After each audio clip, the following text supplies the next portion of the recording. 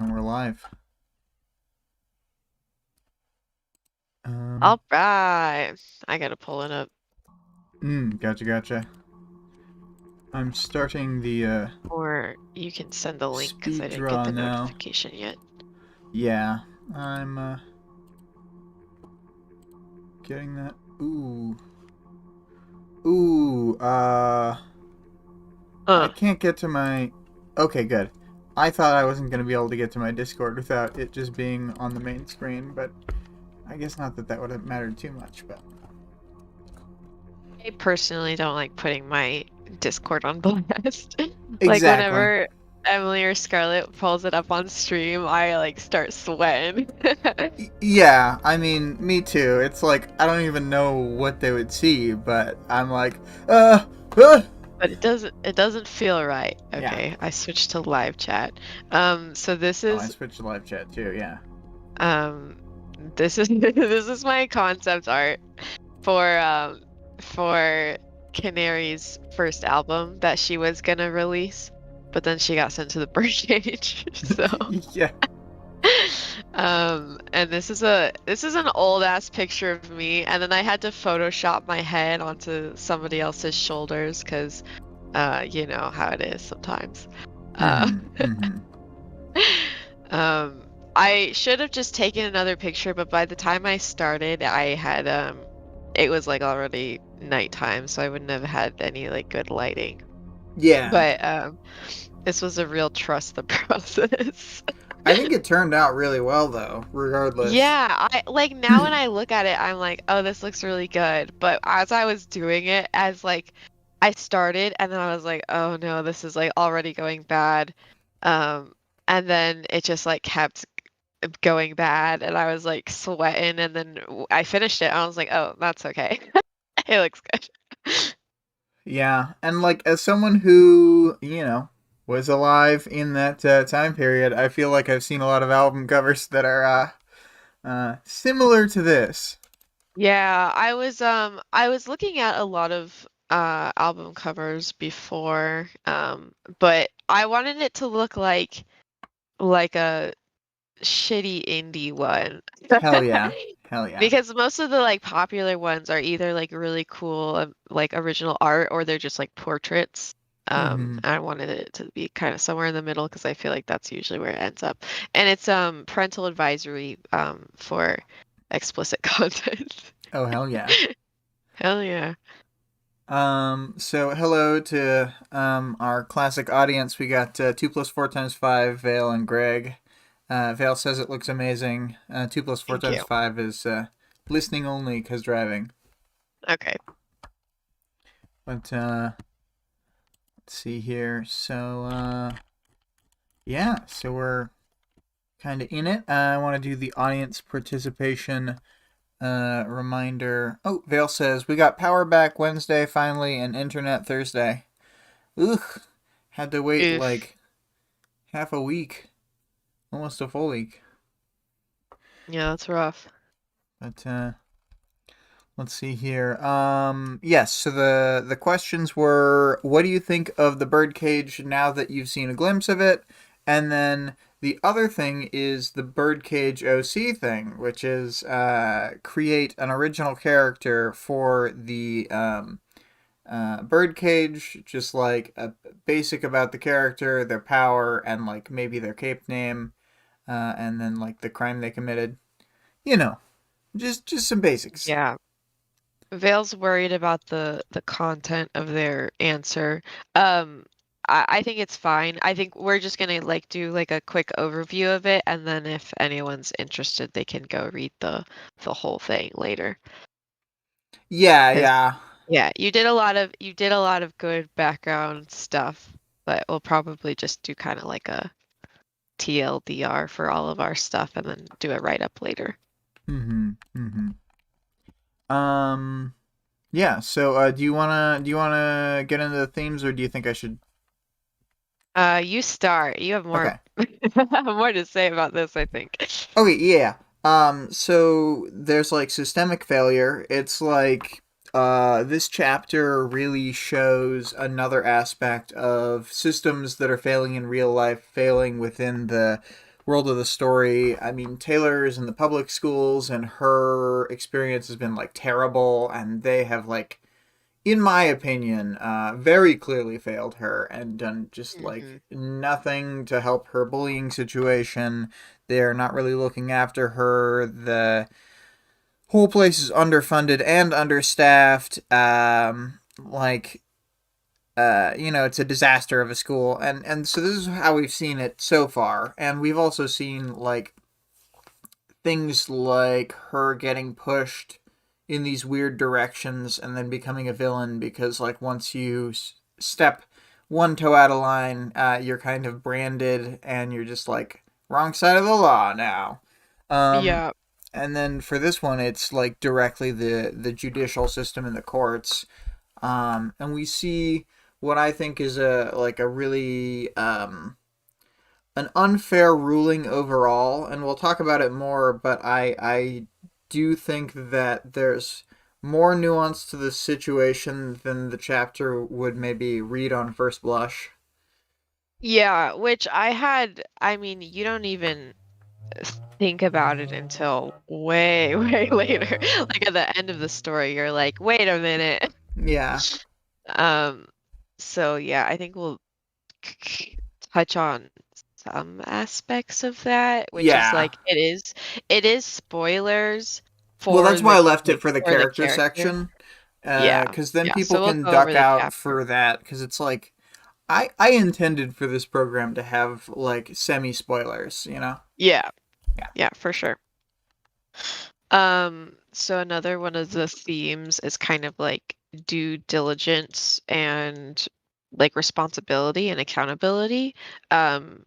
We see that with the judge feeling that he has to do his due diligence by setting like what he thinks is the proper precedent for this situation, like to protect people in the future and to that's kind of like how the courts work. When you're addressing a case, you're not really addressing that case. You're trying to decide, like, at least in this situation where this is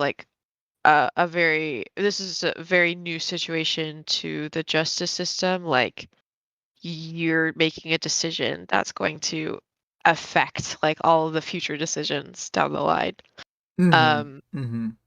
Dragon also does her due diligence in writing letters to the judge and the DA and the governor about like how she feels about the case and what she thinks should happen. But like in the end, it's she doesn't take like full, accountability or responsibility for anything. Um, Yeah. and then same thing with Paige. She doesn't take full accountability and responsibility for um like the dangerous situation that she kind of sets up and is like inherent to the position that she's in, she just doesn't think about it. Mm-hmm. Yeah. Yeah, for sure. Um, I think we'll we'll talk about that both in the chapter summary as well as in the character section. So we'll kind of get two more glances at that situation at least. Yeah. Yeah. And then we've got unintended consequences. We haven't talked as much on the stream up to now about the unintended consequences that most parahumans have from like minor moments in their story, from little inconsequential actions that just snowball out of control. And in this case, it's really direct from Paige to the guy who uh, I wrote from Paige to the guy who couldn't fuck himself. Yeah. Where she says a thing to him, uses her power, and then he dies. I think. I Um, don't think he dies. Um I think he like cuts off his dick or something. maybe. Yeah. I thought that he did something like that and died. Um. I I'm not sure. Because they do charge her for, well, they don't, but it's attempted murder. That's what she's Oh, okay, saying. okay. Maybe I've been reading Yeah. this all wrong here. Um, Yeah, maybe if 2 plus 4 times 5 says maybe he broke his ribs so he could get. Yeah, so I think it was like a near death situation that's going to like affect him mm, for the rest of his life kind of thing. yeah, yeah. Let's go with. I want to read what Vale says here real quick, so we don't miss it. To be fair, the establishment only the poor and downtrodden really suffer. The rich have soirees with heroes, so not everyone has it bad. Sarcastic tone. Um, and then I was infuriated first read of the Canary chapter. Worm in general is unkind to crotches. If there is an Yeah. option, you can assume that the area that it's the well, it's that area suffered. Um, Greg says, I assumed he hurt himself stuffing stuff right off the butt. Yeah, well, I thought, okay. So, Greg, we used to play D&D with a guy named Chris, and he had once described, this is why the show isn't for children. He had once described a situation where he's like, what if it was long enough where you could wrap it around and when it's flaccid and put it in your own butt and then get an erection from there? Oh, Yeah, Chris. I think maybe that's what he was trying. Yeah, I think that's what he. I mean, that's the only way. Regardless, it didn't go well. Yeah, it went very poorly. But the unintended consequences portion, it happens all over the place. I'll even, I'll briefly mention it here rather than in the character section. But like Lustrum's whole downfall and being in the birdcage is like unintended consequences of like the stuff she was doing getting picked up and like run with in another direction by people. And we don't learn that until like Ward, because she's just even there. She's a background character of a side character, but you know, parahumans gives people texture. Yeah. And then, do we want to go over this real quick? Yeah, and we can talk more about the writing style and stuff, but I was distracted by the glaring fact that this is like the first interlude where it just like changes perspectives. Yeah. Like like right at the end, they're like, "Oh, here's a little tidbit for you," which I don't think like when I read that part of the chapter, I'm not like, "Oh, this sucks" or whatever. It's just the like jarring shift. Yeah, yeah. It's so far into the chapter, it's not like a 50-50 split. Like that would seem much more reasonable in a way if it was like at the halfway point ish. You know what I mean? Mhm. And Yeah. like the character being like in a different situation for like Canary to Canary, that doesn't feel jarring at all. It's only the final Canary to Lung transition that feels very odd to us. Um, Mhm. cause like it's just like I don't know. We're supposed to be able to like get in the character's mindset, and I don't really. I don't know. I don't think we're like in Bakura or Lung's Yeah, we're mindset. just sort of watching the scene. We're just watching, yeah. Which is which would be fine if there was some kind of element to it. And that's right. 2 plus 4 times 5 says the Ward interlude in Arc 3 did that too, which is kind of right in the sense that it's like you're just like watching the scene, and so it's not really from anyone's perspective. And Yeah, then it shifts to be in from Gallant's perspective, but you don't get any of his internal uh yeah. dialogue either. I kind of feel like, and that one, it's not as bad as this one in terms of like the shift because the whole thing in that one is that it's kind of following the group and like the bad part of it is it's not specific enough. And so the fact that it's following Gallant, like he's in the scene start to finish, so we can just kind of easily say it's following him. Um, Mhm. but in this one, yeah, after the handoff from Canary to sort of cameraman, it's like it doesn't feel like we're in Lung's head. It doesn't feel. I Mhm. mean, like the close third person or whatever of Lung. It just kind Yeah. of is there, Yeah. and You're it's just watching the scene unfold. because we kind of. I feel like there's lines where they talk about what Bakuta's feeling and what Lung is feeling, and that kind of implies that we're like omniscient third person here somehow. Mhm. Yeah. I don't know. It's not my favorite. I still like it's still like an effective scene. I think it could have been placed somewhere else. Yeah, yeah. There's other ways I think we could have done this because we don't need to know this information now, per se. Yeah. And we don't even get to see the outcome of it. So it's like we're not even gleaning any information. Right. It's just like another scene. Yeah, yeah. Um.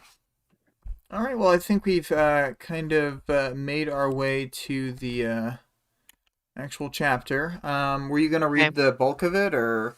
Yeah, I'll take over. I'll ask you. You can just jump in whenever. Yeah, yeah. But we start out, and our new character Paige, which I hadn't remembered her name at all, and they use it for almost the entire chapter. So I don't know. I thought that was funny. That is I just like funny because she's always like refer to her as in the book Canary. later. Here, I need to Yeah. take a second while you're talking. The dog is going crazy for some reason. Oh, you're good. So Paige is in a really overkill assortment of restraints. So her hands are behind her back in like metal buckets, and those are filled with containment foam. And then they're like weighing her down, and there's like a hook on them as well to keep her from standing up, I think. Um, or maybe it's like hooked to her like chains lower down so she can't lift them if she had super strength. And then she has like chains of metal like going around her torso and legs. She has a collar around her neck and like some sort of muzzle where she can't really open or close her mouth at all. Um, she like thinks to herself this is ironic because with her power set, like they could have just put her in handcuffs and that would have done the trick. But Mm-hmm. the prosecution had essentially argued that since there's powers involved, she really like anything could be possible. She could have any power, which is like so dumb because like anyone could like somebody could just trigger in the courtroom and is kind of likely to trigger in the courtroom and like wreak havoc, you know what I mean? Yeah. I So also, if they want to take these kinds of precautions, they should probably take them for everybody. yeah, I was also thinking of like, I know that anybody could have more minor powers, but like, typically powers aren't that good. Like, you get kind of get one most of the time. Yeah, and they would be like related. Like why would she have super strength? So silly. Oh yeah, I guess they did call her flight risk several times, which Which I is don't funny. know. I guess that just meant that she could fly away. But yeah, 2 plus 4 times 5 said she could use her feathers to get super strength bird wing arms. Exactly. Yeah. And they just seem to think that like she might turn into a bird and like fly away. But like you could just also handcuffs or whatever. I Um, I wanted to hop over to the what you were saying about the hook. So there's at least the hook on the back of the chair because of how heavy the chains are. She can use that like that's supposed to be a utility for her where like she can put it on there so it's not just constantly pulling her arms down for the oh, whole day okay. of court. That's what it is. That makes sense.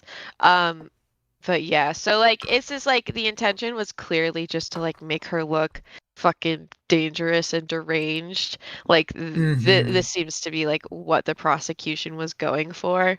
Um, given the fact that they tend to do tactics like that, you know. Yeah. Um, and she couldn't even like tell everybody like what she thought about this because of the reinforced muzzle she's wearing. It's like they. Um, I know that they would have argued like, oh, what if her power works through text to speech? But like legit, I don't think it could, and they could have given her a dang keypad yeah, it's just like completely taking away her ability to communicate, I think. I feel on like that's purpose. something that like I would hope that would never happen, you know, Mm-hmm. where somebody is physically prevented from any kind of communication, but it could.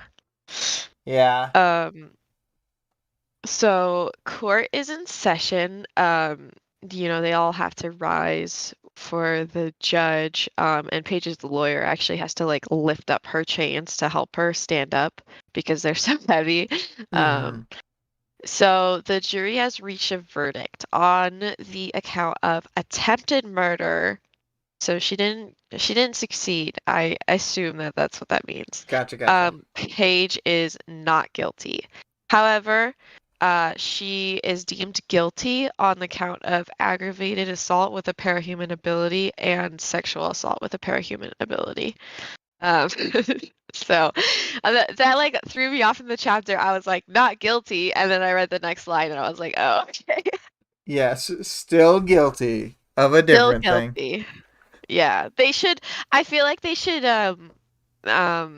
always start with the guilty charge so that uh people aren't led on, you know? I really think they like part of it is the showmanship. I think they're doing the rose ceremony, and it is Oh, sick yeah. and terrible. But I think they're rose ceremonying every time they do one of these multi-charge things. Yeah, yeah. Um, so Paige is like shocked and distressed at the sexual assault label. The judge addresses her and he drops a lot of exposition. But I do think that like I don't know how normal it is for a judge to just like explain his entire verdict or whatever. Mm-hmm. Um, Mm-hmm. it is helpful in this situation. And if he has like if there's like reporters there, which they mentioned later, like totally reasonable for him to do this. Um, and he wants to explain to the court and Paige her sentence. So we get some background on Paige. She was a rogue with no prior convictions, and I think this is like the first time we like correct me if I'm wrong, but I think I think this this is is the the first time we've very heard first. about rogues. Yeah. Because they're pretty uncommon. Like in the whole book we meet like two or three, you know. Right, right. And like the ones that we meet typically just end up not being rogues later. Yeah, they like will switch later or like they used to be something else. But yeah, so the label of rogue is applied to parahumans who do not identify or act as heroes or villains. And they usually like use their abilities for like their careers essentially, you know. Mm-hmm. I Yeah. feel like tinkers are probably like the most likely to be rogues. Yeah, but the problem is that the rogues, like being a rogue tinker, like they specifically talk about this later, but you get like snapped up by either the heroes or villains, Yeah. because you're like the most valuable cape type to have on a team unless you have a really Hmm. bad tinker power.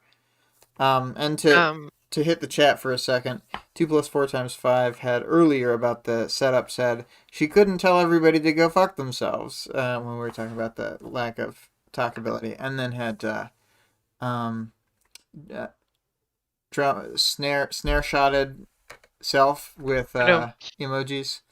Oh, okay. My thing had changed back to top chat, so I hadn't seen it.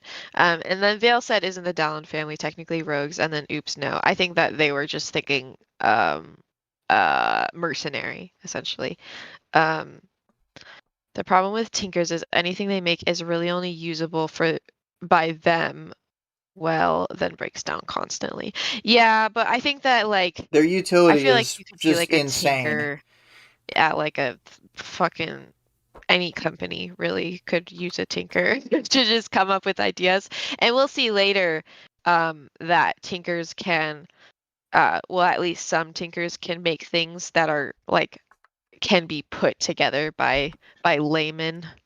Well, by in addition non-parahumans. to that, they can make stuff that like is sort of in the mid range between the two things, where it Mhm. still requires their tinker maintenance, but they can like use it.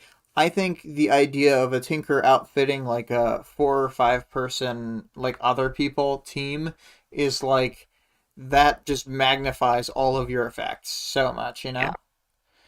know? And then Greg says independent hero team. I think how the Downs are classified. There are a few outside of the PRT. Reach is a corporate hero team that gets mentioned in Ward, for example. Yeah.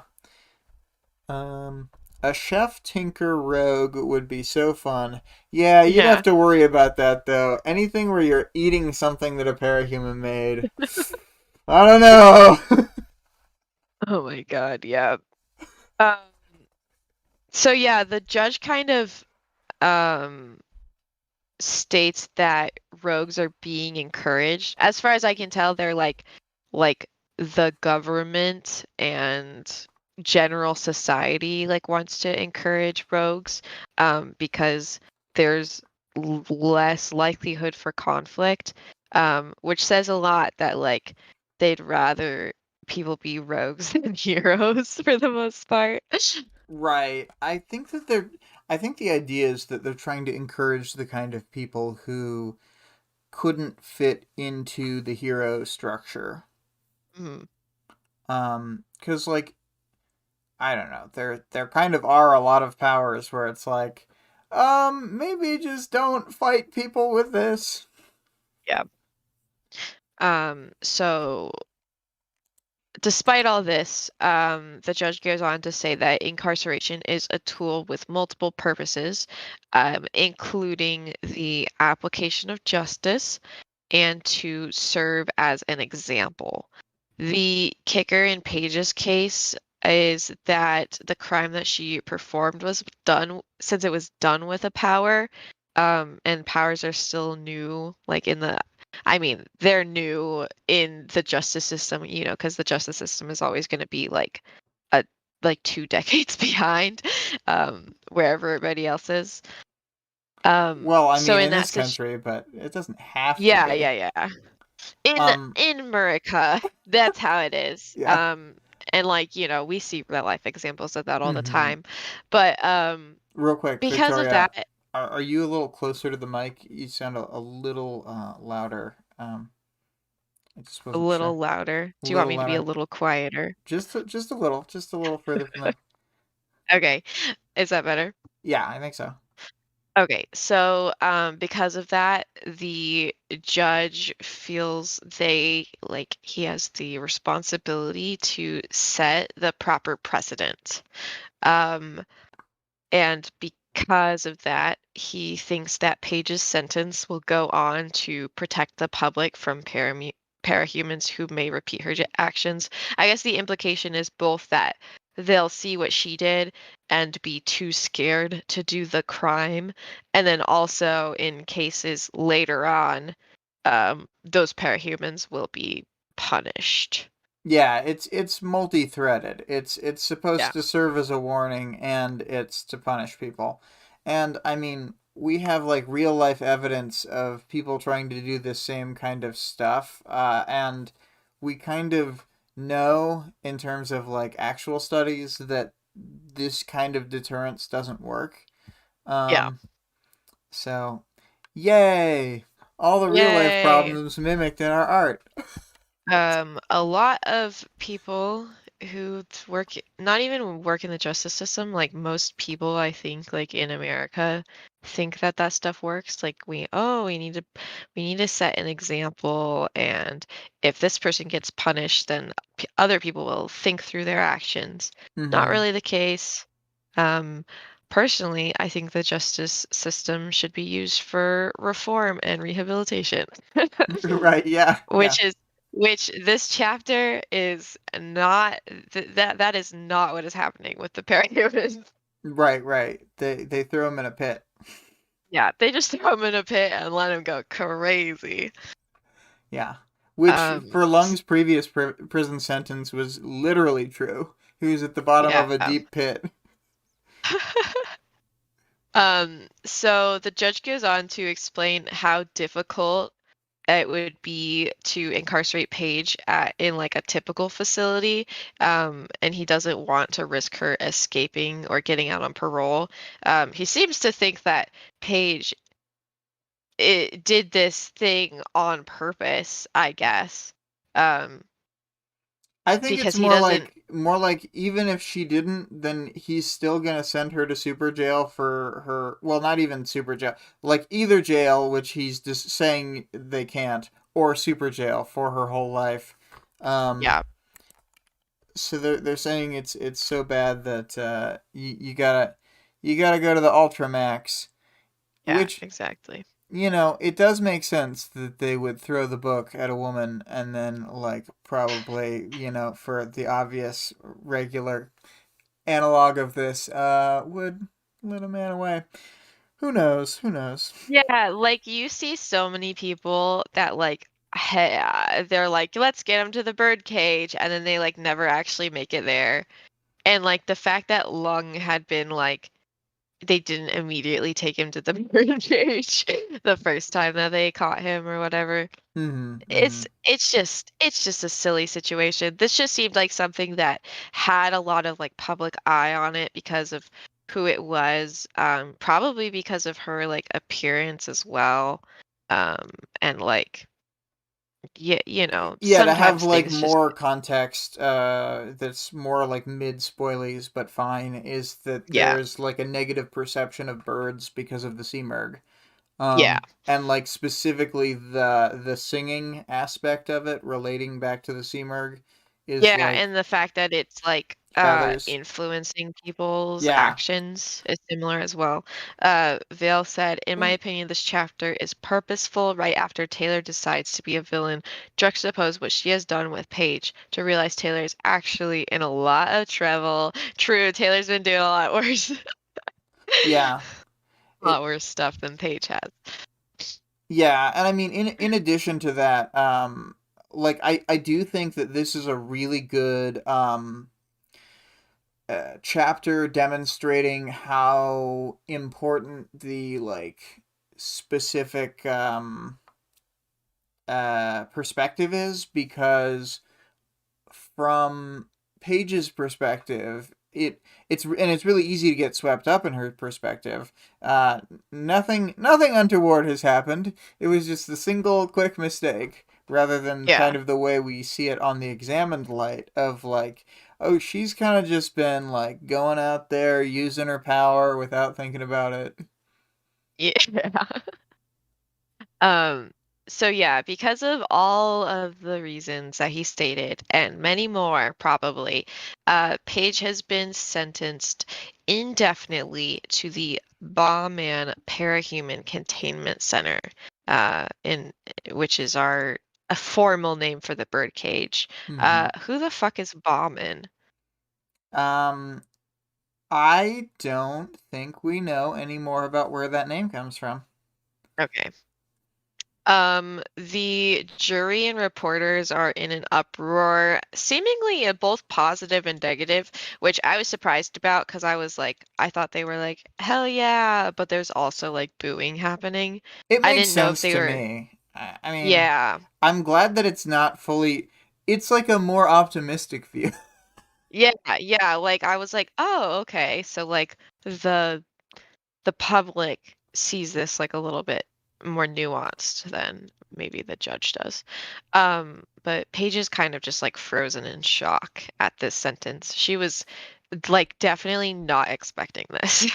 Right, right, yeah. Um, she thinks to herself that this is like the point that she might have had a semi-violent outburst, which I think is funny because she's like, I'm not gonna do anything. Why would they do this to me? And then she's like, no, I would be swinging punches.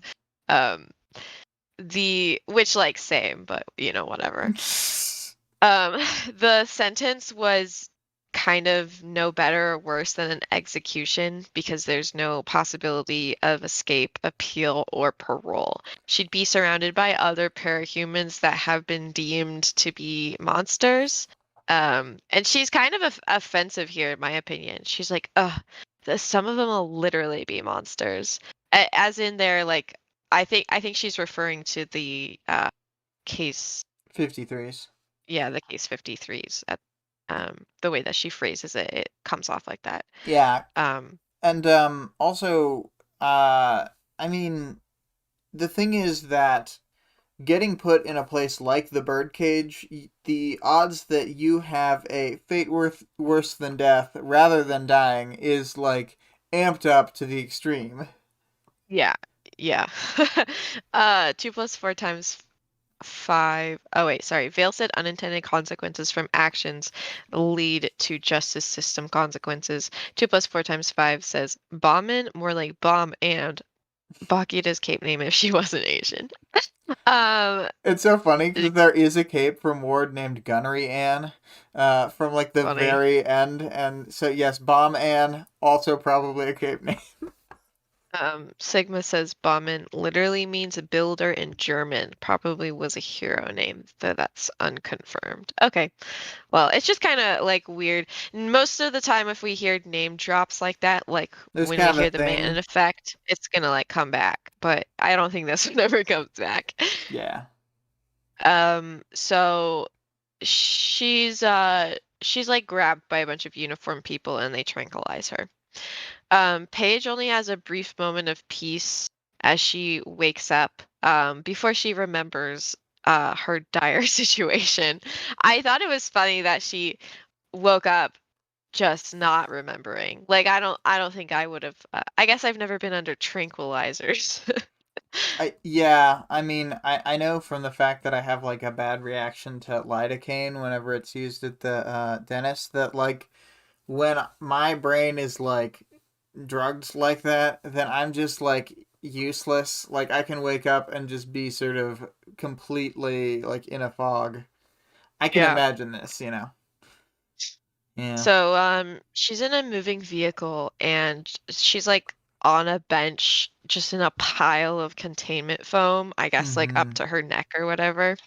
Um, and she doesn't know seem to know what containment foam is. Like she's like, "Oh, this is the this stuff the PRT uses," but she like um has obviously like never seen it before or whatever. So she finds that it has give, but like the harder you push, the more it resists and then it kind of like springs you back. So I mean I imagine it as like very rubbery, like you're just like in a cage of rubber kind of. Mm-hmm. Yeah.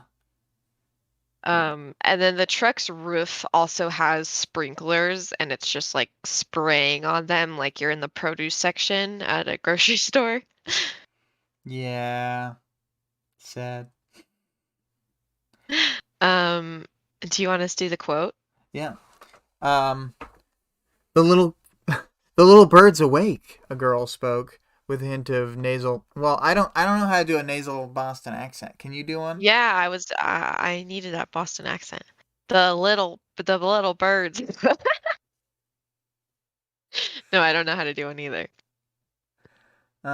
I can do like an exasperated uh well, no. It just wouldn't translate over. I was thinking of a coworker I used to have, Uh-huh. who was had a Boston accent, and he had sort of a normal pitch voice normally, but he would get exasperated very quickly and get really high pitched. Um, So funny. yeah, and it was pretty good. But Pack the car. Oh yeah, Vale got it. yeah, Pack the car, a girl spoke with a hint of a nasal Boston accent.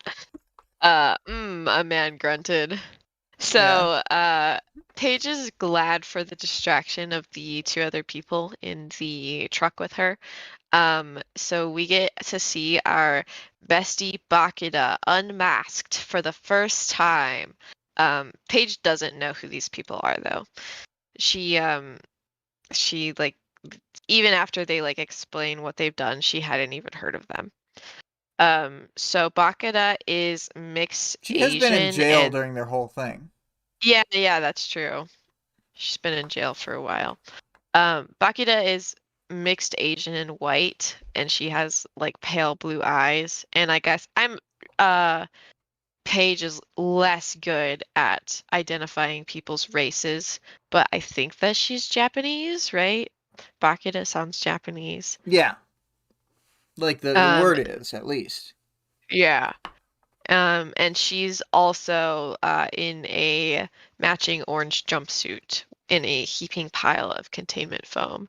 And then across from them, in a bigger pile of foam, and it's like reinforced by metal bars, is Lung. And he's like half sleeping, like in, a tranked state, and he looks kind of pissed. Yeah. Um, and then we note that Paige is still muzzled with a collar around her neck, but the other two are not, so they're able to speak. Hmm. Hmm. Bakuda calls her Birdie this whole chapter, which I'm not going to do. Yeah. But Bakuda greets her again, and she gets straight to the point. Here's what we're gonna do. You lean to your right as hard as you can, then shove yourself left on my signal, but you keep facing the back door there, all right? So Paige kind of gets nervous, and it doesn't help when Bakita threatens to find her in prison if she doesn't listen.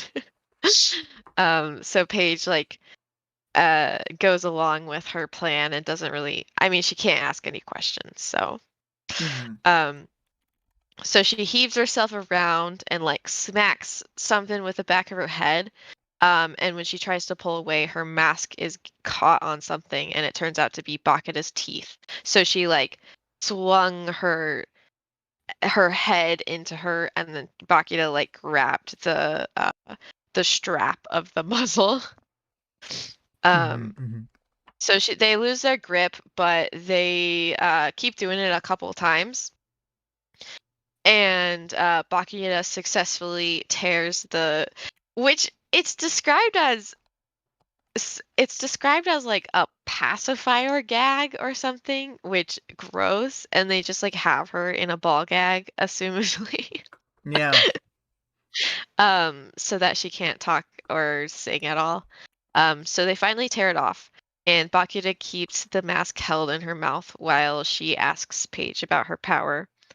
Um, which Paige is so annoying here. I don't mean to be rude, because I know she's going through it. Yeah. But she's being. I think her and Bakuda are both being a little too cute. You know. Yeah, that's true. Um, Paige is like, I sing, and Bakuda's like, what? And Paige is like really well.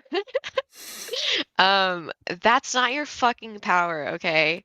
Like, that's just whatever. Um, but she finally gets to the fact that her singing makes people susceptible to influence. And she doesn't define whether they are susceptible to her influence specifically or if they're just susceptible in general. Yeah, but I also feel like we don't know now, but we know from later in the book that they are, I believe, susceptible in general. Yeah. Which again, this is just like details she's not interested in.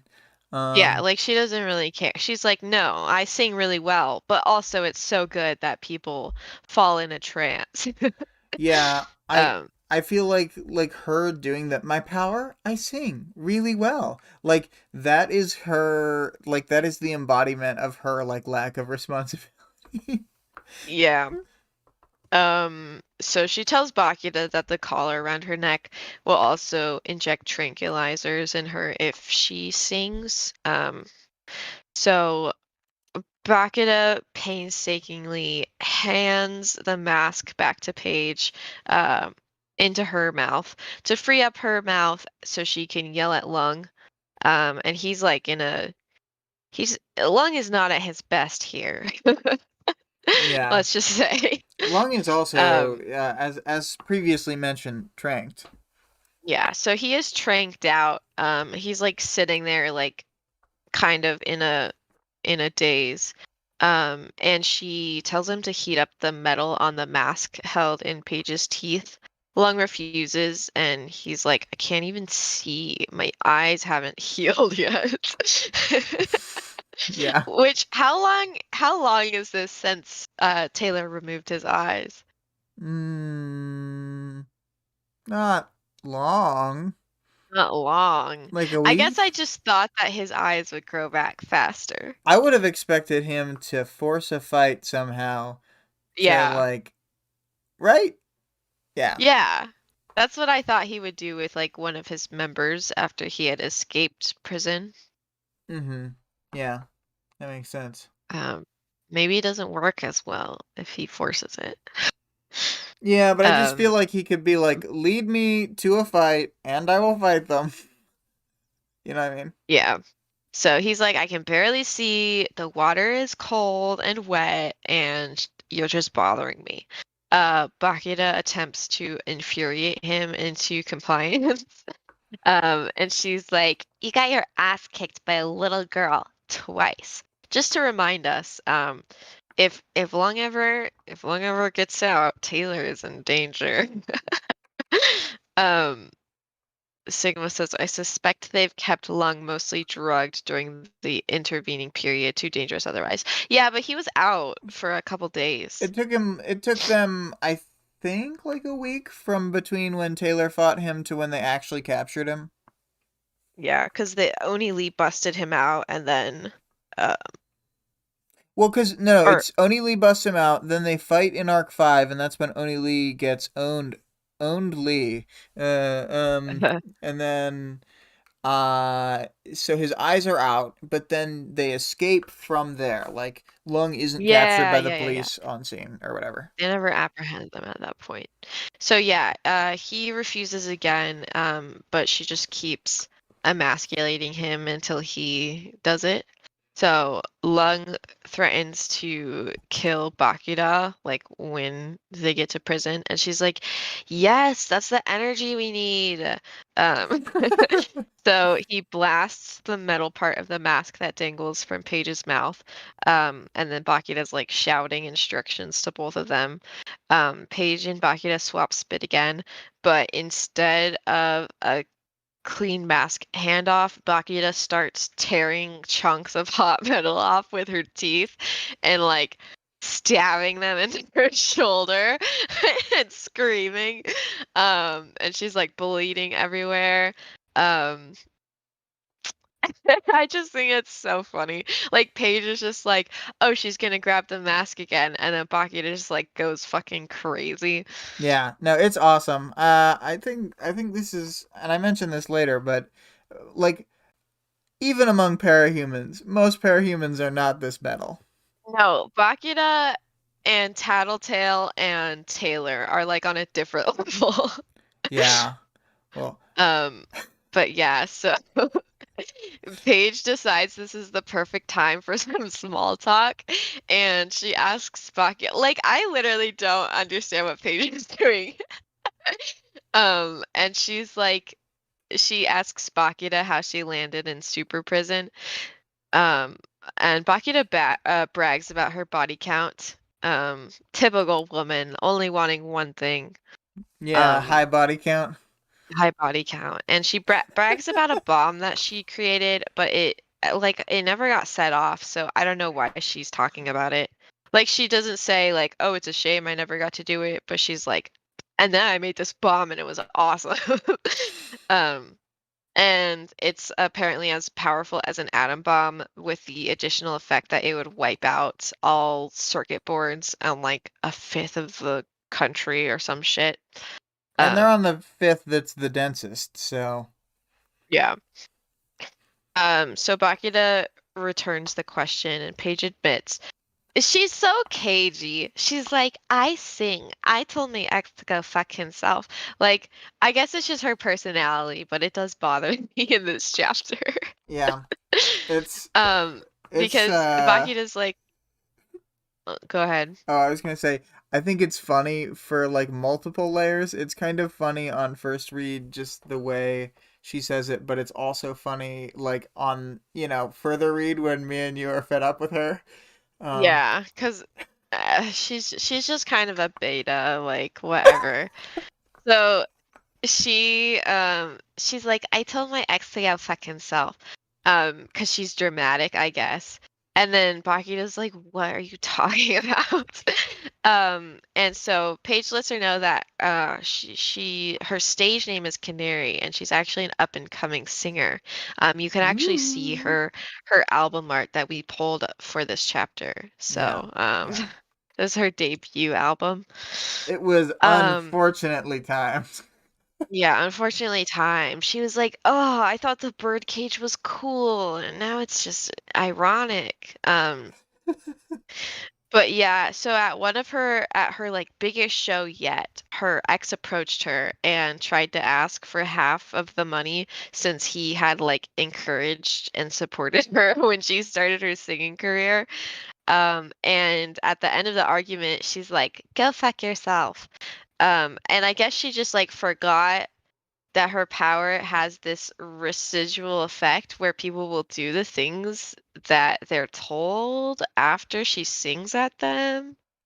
Um, and then my sidebar was just that, like, how irresponsible of her to hold Public events. concerts, public events in like a normal venue where people are susceptible to not only like just doing what people tell them to do, but but doing it literally. Like if anybody says like a turn of phrase or whatever, they're gonna do it.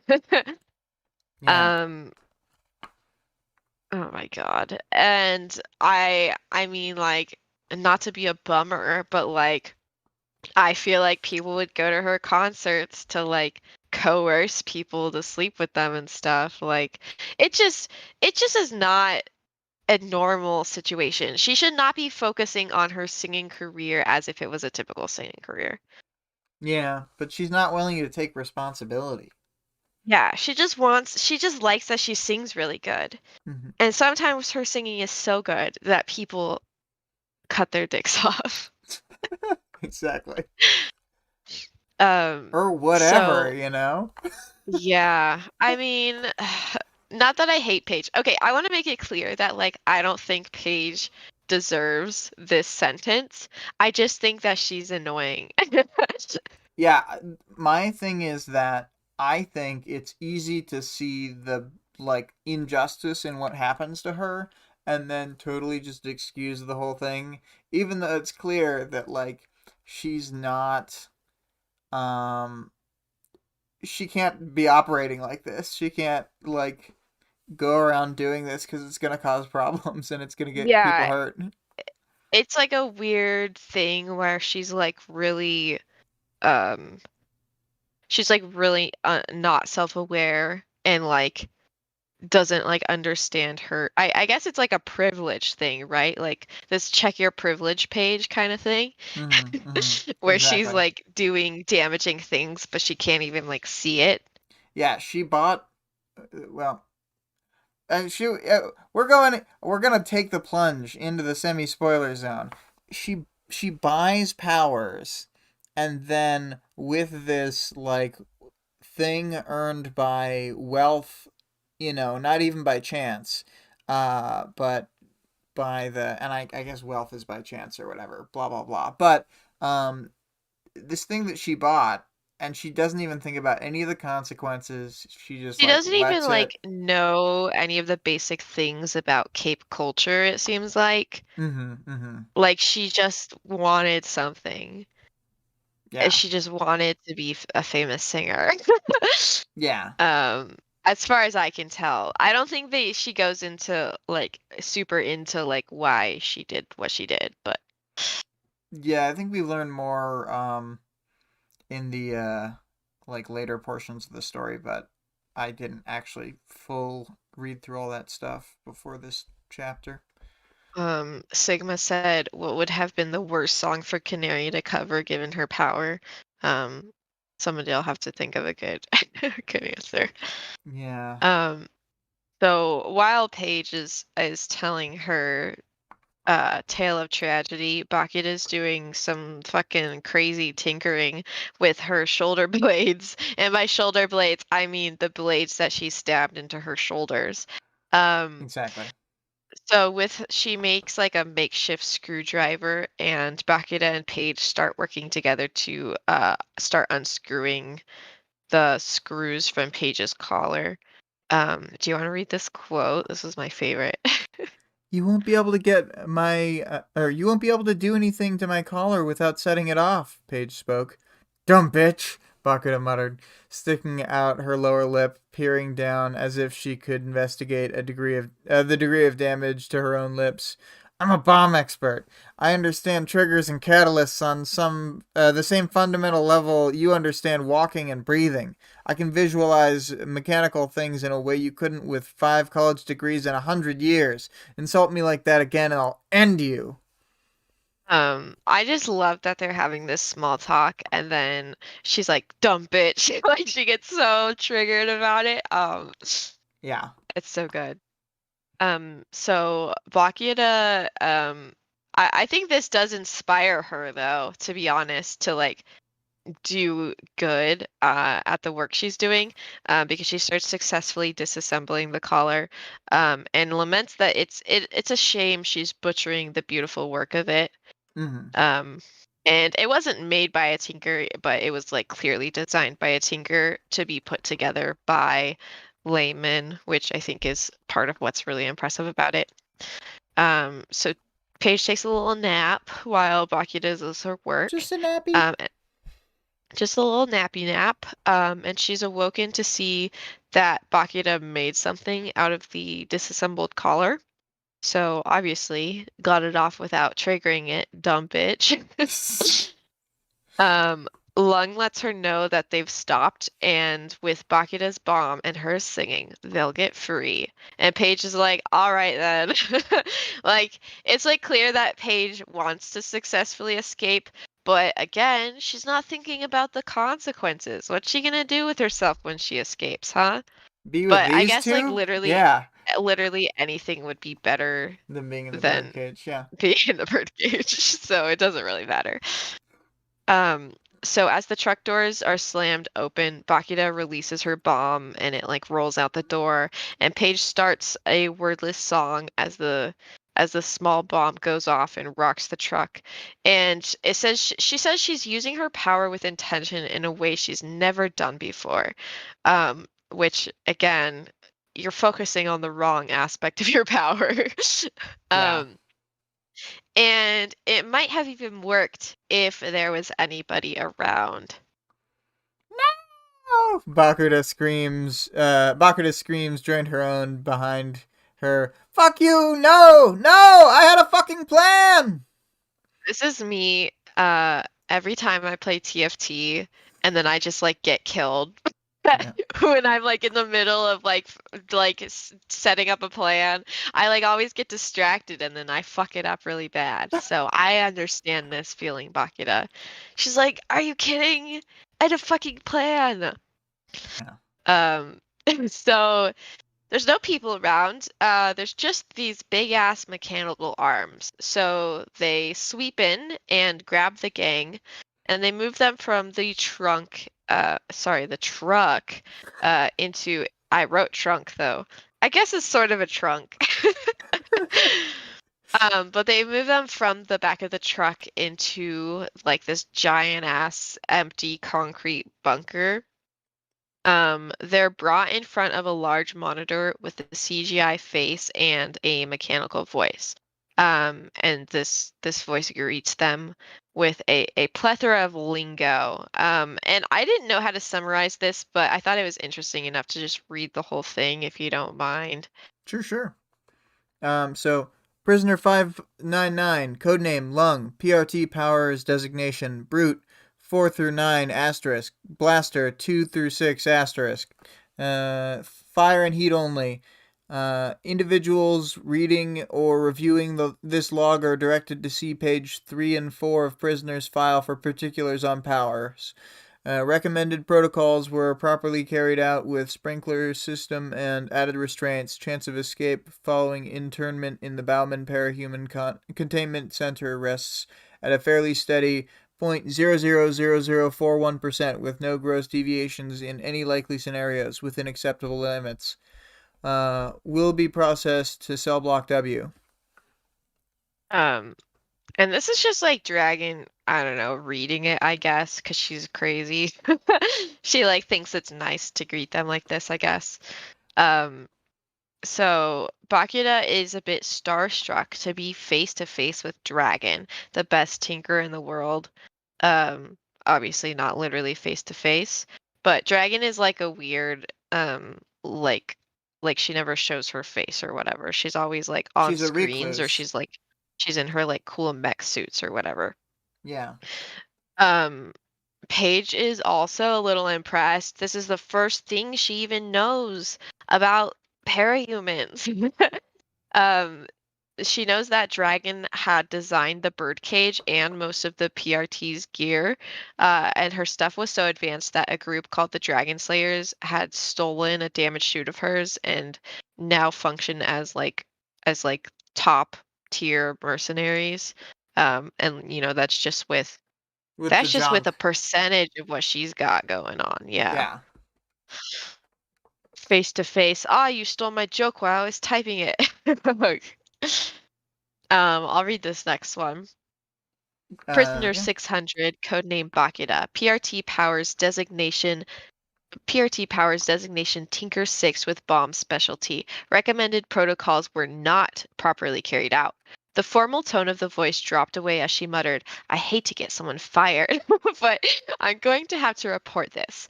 Supposed to be in an S-class containment truck and placed no less than 6 feet from other prisoners. Well, at least nothing came of it. Fuck you, dragon, Bakura snarled. Chances of escape from the bomb and parahuman containment center is 0.000126, with potential gross deviation in the event of introduction of contraband material or matter of producer. With monitoring, this chance drops to 0.000061%. Will be processed to cell block C. Prisoner 601, codename Canary.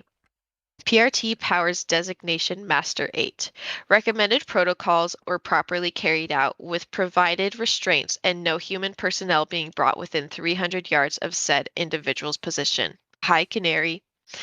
I like that she greets her because it's cute. Yeah, I think that's I don't super love this reading of the chapter in the audiobook, but I do love that line. Hi Canary, because it's just like Hi, such a Canary. break from Yeah. the way, yeah. Um Um, mhm. I didn't write anything for this, but oh my God. Bakuda's only a Tinker 6 and Canary is a Master 8. So Canary has really not been. Yeah, cuz Taylor's Um, considered a master 7 when she's like well, well when they increase her power rating, cuz I think they consider her a 5 and then they're like we underestimated her, so let's make her a 7. So she's still not on the range. Yeah. yeah, she's still not as powerful as Canary. And I guess Canary could be kind of like she could kind of like have a teacher thing going on, where she has like a gang of people. Like I wonder if people are more susceptible to her the more they're exposed or if it's the opposite. Yeah, because I mean, like some people, the powers wane. Like, Cherish, her powers are really strong, but you start to get an immunity to her power. But like, even another version of that same power, there's no similar effect. Yeah. Um I don't think that giving Bakura a Tinker 6 is is accurate because We've seen her she go like ham. we've seen her go crazy and in the truck she talks about how people are being stuck in time bubbles for hundreds of years. Like she can do like I know her specialty is bombs, but she has like a huge breadth within that, you know what I mean? Yeah. So I don't know. I would not have called her a Tinker 6. I don't think that's exactly accurate. Um, 2 + 4 × 5 says dragon is cool, but uses the backwards D, as is customary. Um, Um uh, for since you haven't been at all the streams for whatever reason that I don't remember now. 2 + 4 × 5 started only using backwards capital D's. Yeah, I saw them use it for a smiley face and I was like, what the fuck? Oh yeah, it was the backward smiley face, right? Yeah. Um, mhm. Vale says the numbers in the power designation aren't direct correlation to power. Like Master 8 just means a specific set of protocols have to be followed, not that they are more or less devastating. It has to do with the response to them in PRT conflict, not a linear power. Yeah, that's true. And I guess Bakita can't do anything if she doesn't have shit, which like I assume that some Tinkers Oh can my do. god, for Like, years. Sorry. like Oh, that's okay. I guess like Bonesaw would be a good example. Like if she doesn't have tools, like she can probably figure it out if there's people around, you know? Yeah, and she's got a lot of redundancies built into her body. Well, what I was Yeah. thinking for Bakuda is just that because of the danger of like the kinds of traps she can set up and like um the like city scale like things, because like let's say that Taylor's a master 7. She can't do a city scale thing. Yeah. That's true. Yeah. That's my main thing. It's just it seems like it's not in proportion to the actual response you'd want to her. But anyway, I wanted to point So, out for the mhm. chances of escape that um, Bakuda's chance of escape is more than It's triple highest. lungs, and then when you like lower down and you look at what with monitoring, it's still like half again as good as lungs chances. Yeah. Because Bakita's a fucking genius. Mm-hmm. Mm-hmm. At least she doesn't call a dragon a dumb bitch here, okay? Um, I do think so that's a really funny tone change when she's just like, dumb bitch. She's like, dumb bitch. So Paige is surprised to be greeted by Dragon. And Dragon admits to her that she followed the trial and didn't agree with the outcome. And she even went so far as to write a letter to the judge, the DA, and the governor, which, like, I mean, props to you, Dragon. Like, as far as due diligence goes, she did do her best. She does have to in her words, she does have to follow the law, so she has to go along with whatever they've deemed to be Mm-hmm. justice. So whatever sucks to suck. Yep, Um, sucks to suck. sucks to suck, Canary.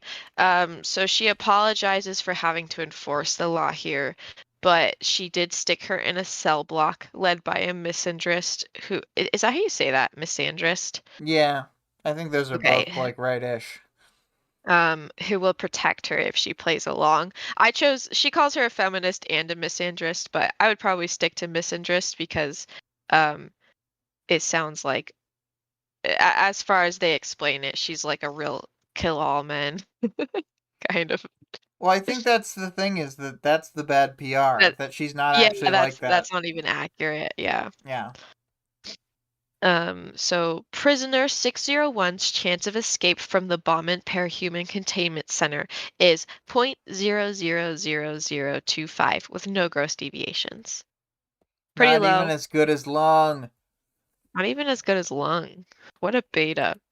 What a beta. So Dragon goes on to explain the specs of the bird cage, which I think we'll just go over later. And so she does have access and monitors the cameras in the building, but she will not be intervening in any conflicts. Mm-hmm. She Uh, cannot and will not save you. She cannot and will not do shit. Like, it is just a free for all in there. They Mm-hmm. talk about like having the men's and women's area separated, but they're not separated. Yeah. um, Not we'll see even. we'll see later, like it's not even enforced by the people around them, you know what I mean? Like there's later on we'll see just one of the girls just lives in the men's cell block or whatever.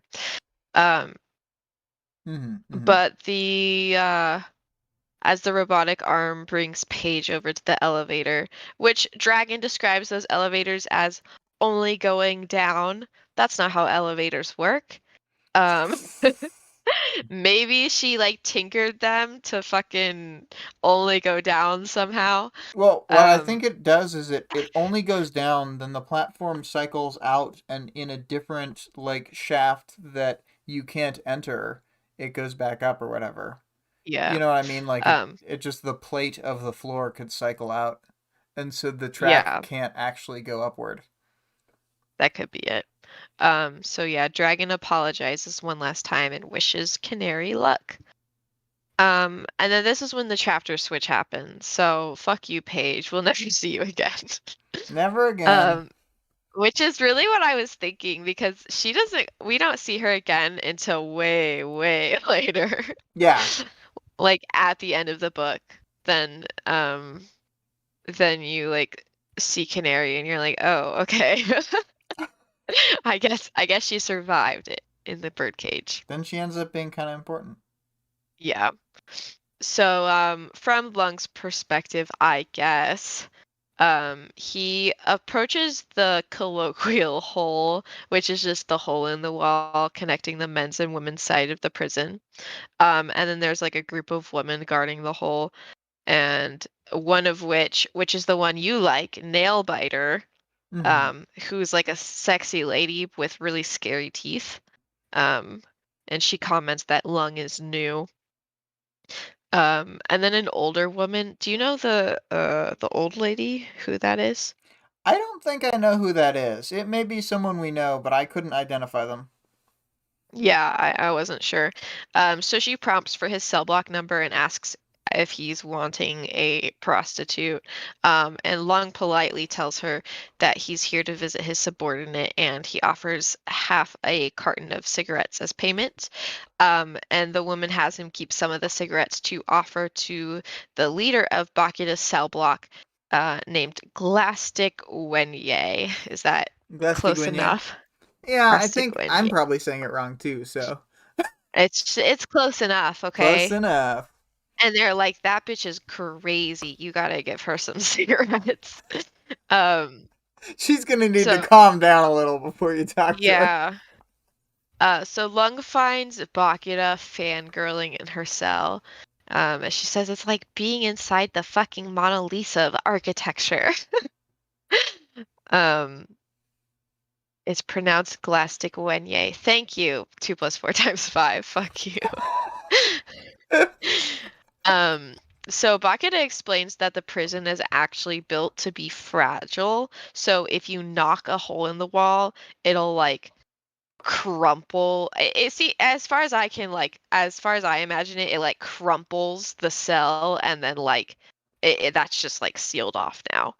Um, Yeah, I mean, it seems to be like vacuum pressure on the outside, so it's mhm. like a compartment on a spaceship getting blown open to space. Yeah. And so I mean like I hope that they have plenty of extra cells open because if you punch enough holes in the wall, like you're gonna run out of space. Yeah, Um, they just gotta live in but the common areas. she goes on to explain more to Lung about it, but he tells her that he doesn't care. And then he lets her know there's only 4 ways to survive in prison. You can either join a gang and charge, which he doesn't want to do because he is, I don't know, he's like mixed race and has feelings about it. Um, or he could be somebody's bitch, but he doesn't want to because he's not gay. I think. Or you could kill somebody, or you can just be seen as like totally bonkers and unpredictable.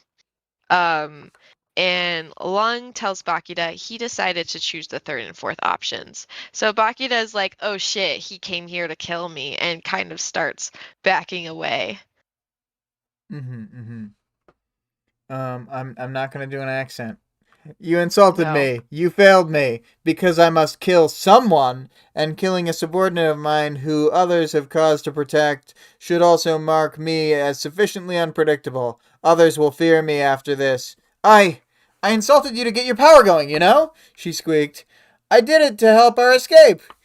I might have overlooked this if I might have overlooked it for this reason, but we did not escape. You failed me, both here and in the city. Um, Pocket is like, "Oh, I'll punch a hole in the cell and then we'll both die." And he's like, "Bet, bitch." And she's like, "Bet." And then the scene fades out. I actually wanted to read the quote because I thought this was like funny writing to me. Um, Yeah. I'll punch a hole in the outside of the cell if you come any closer. Air flows out of the room. Door seals shut. We both suffocate. You are not fast enough. Want to bet? He did. So good. Woo! Woo! Yeah, and I mean, Well, 2 + 4 × 5 also says that they love this line. yeah. Cast your votes on who, if anyone, survived that interaction. Yeah, cast votes until the voting machine is full of ballots. Okay, let's talk about the spoilies. Mm-hmm. So, yeah. So spoilies. Paige, like we kind of said earlier, bought her powers.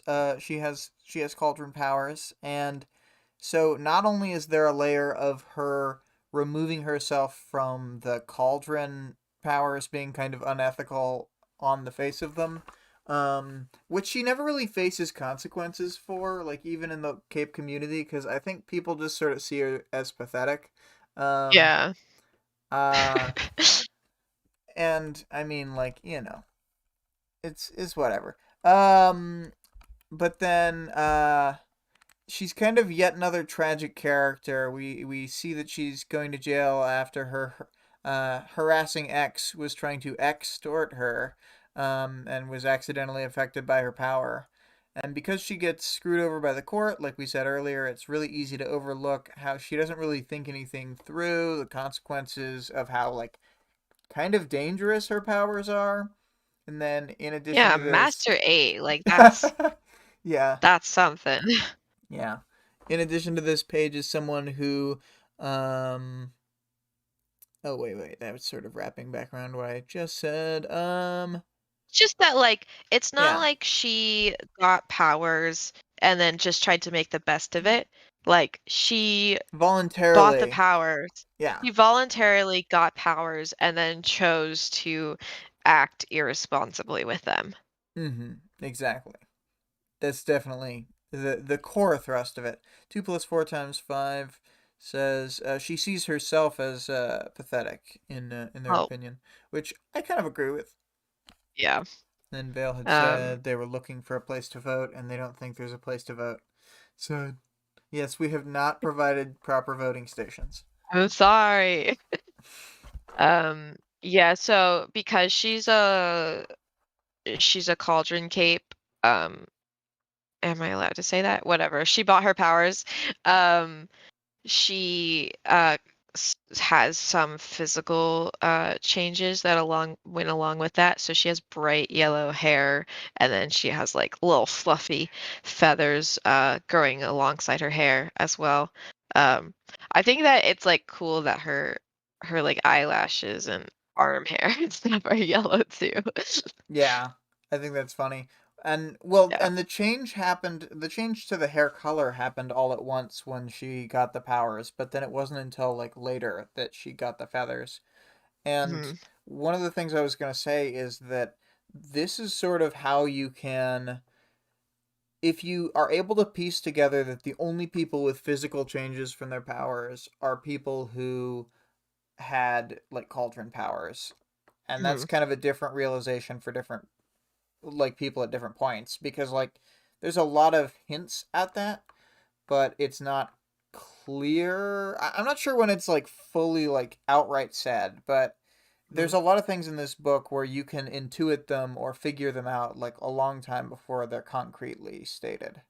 And then you Mhm. could figure out that, oh, I know that only the vile powers lead to physical changes, so I know that she must So, have. yeah. Um What else about Paige? She was an up and coming singer.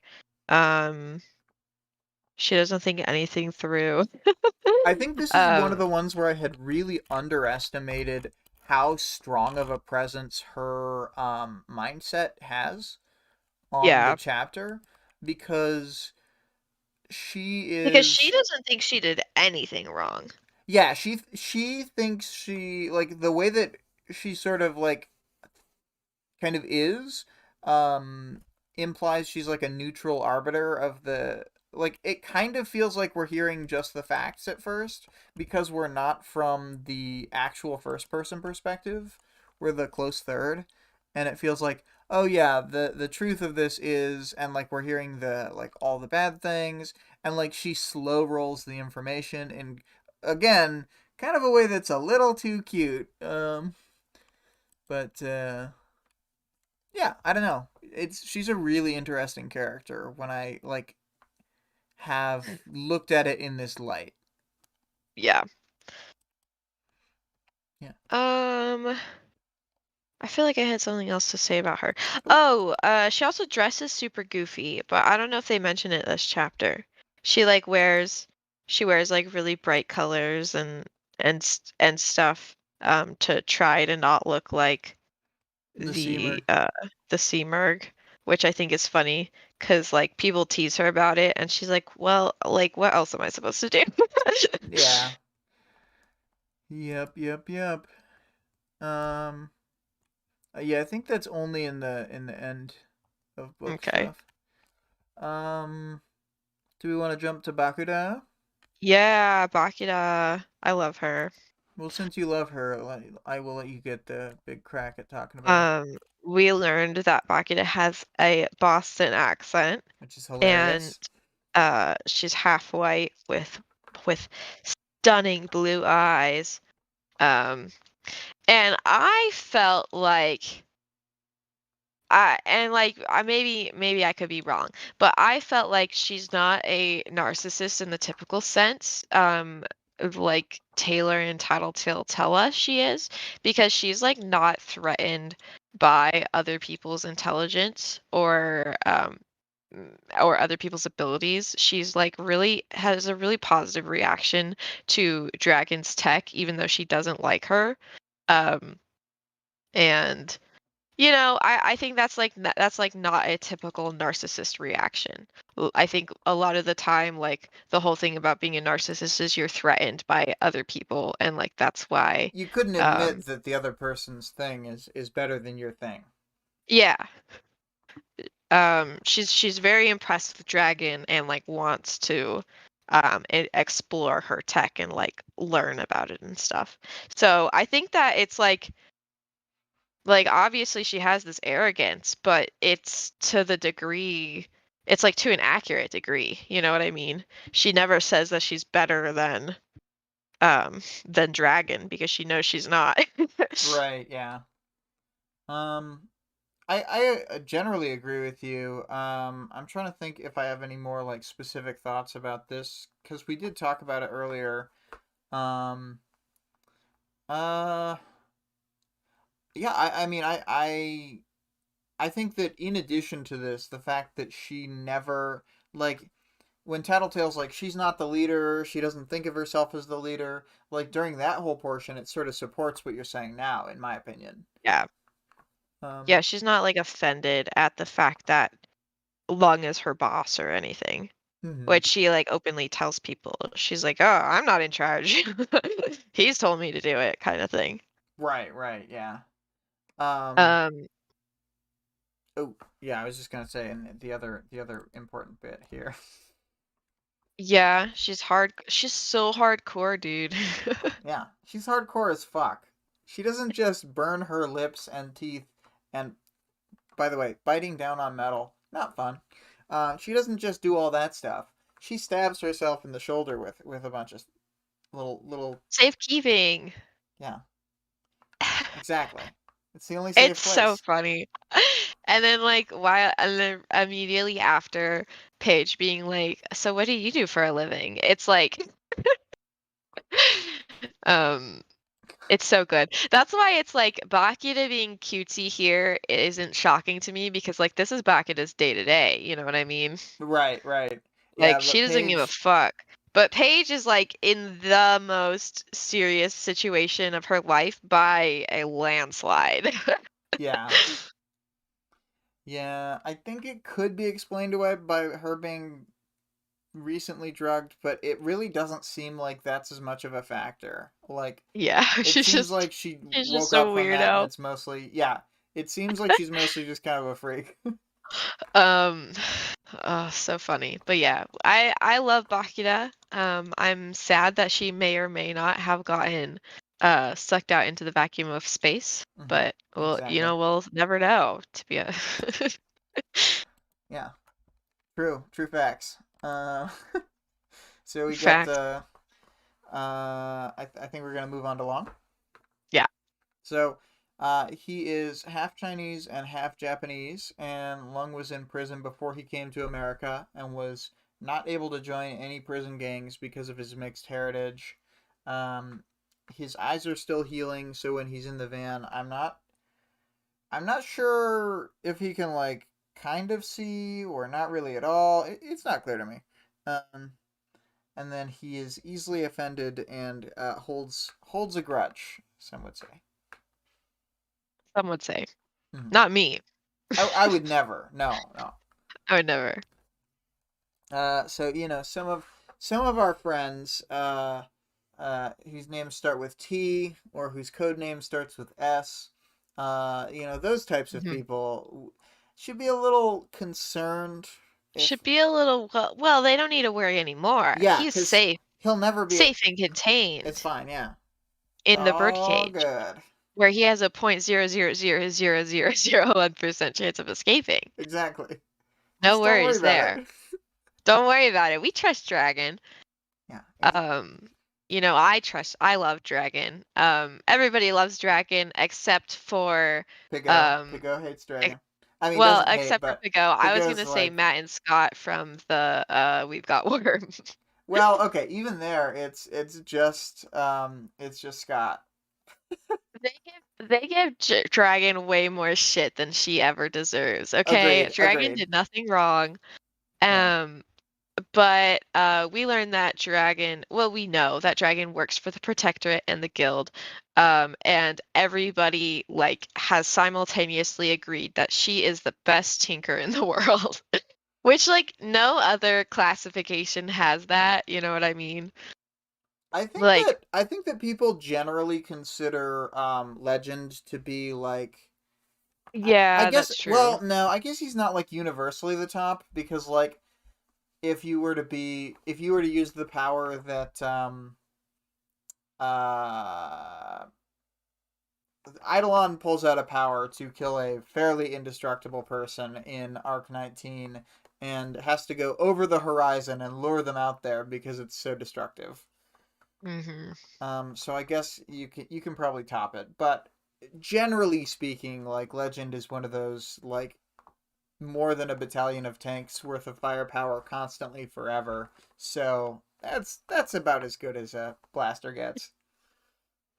Um, we learned that Dragon, her like default thing is like going into battle in a different mech suit every time kind of thing. They're like these dragon mech suits Mm-hmm. or Mm-hmm. whatever.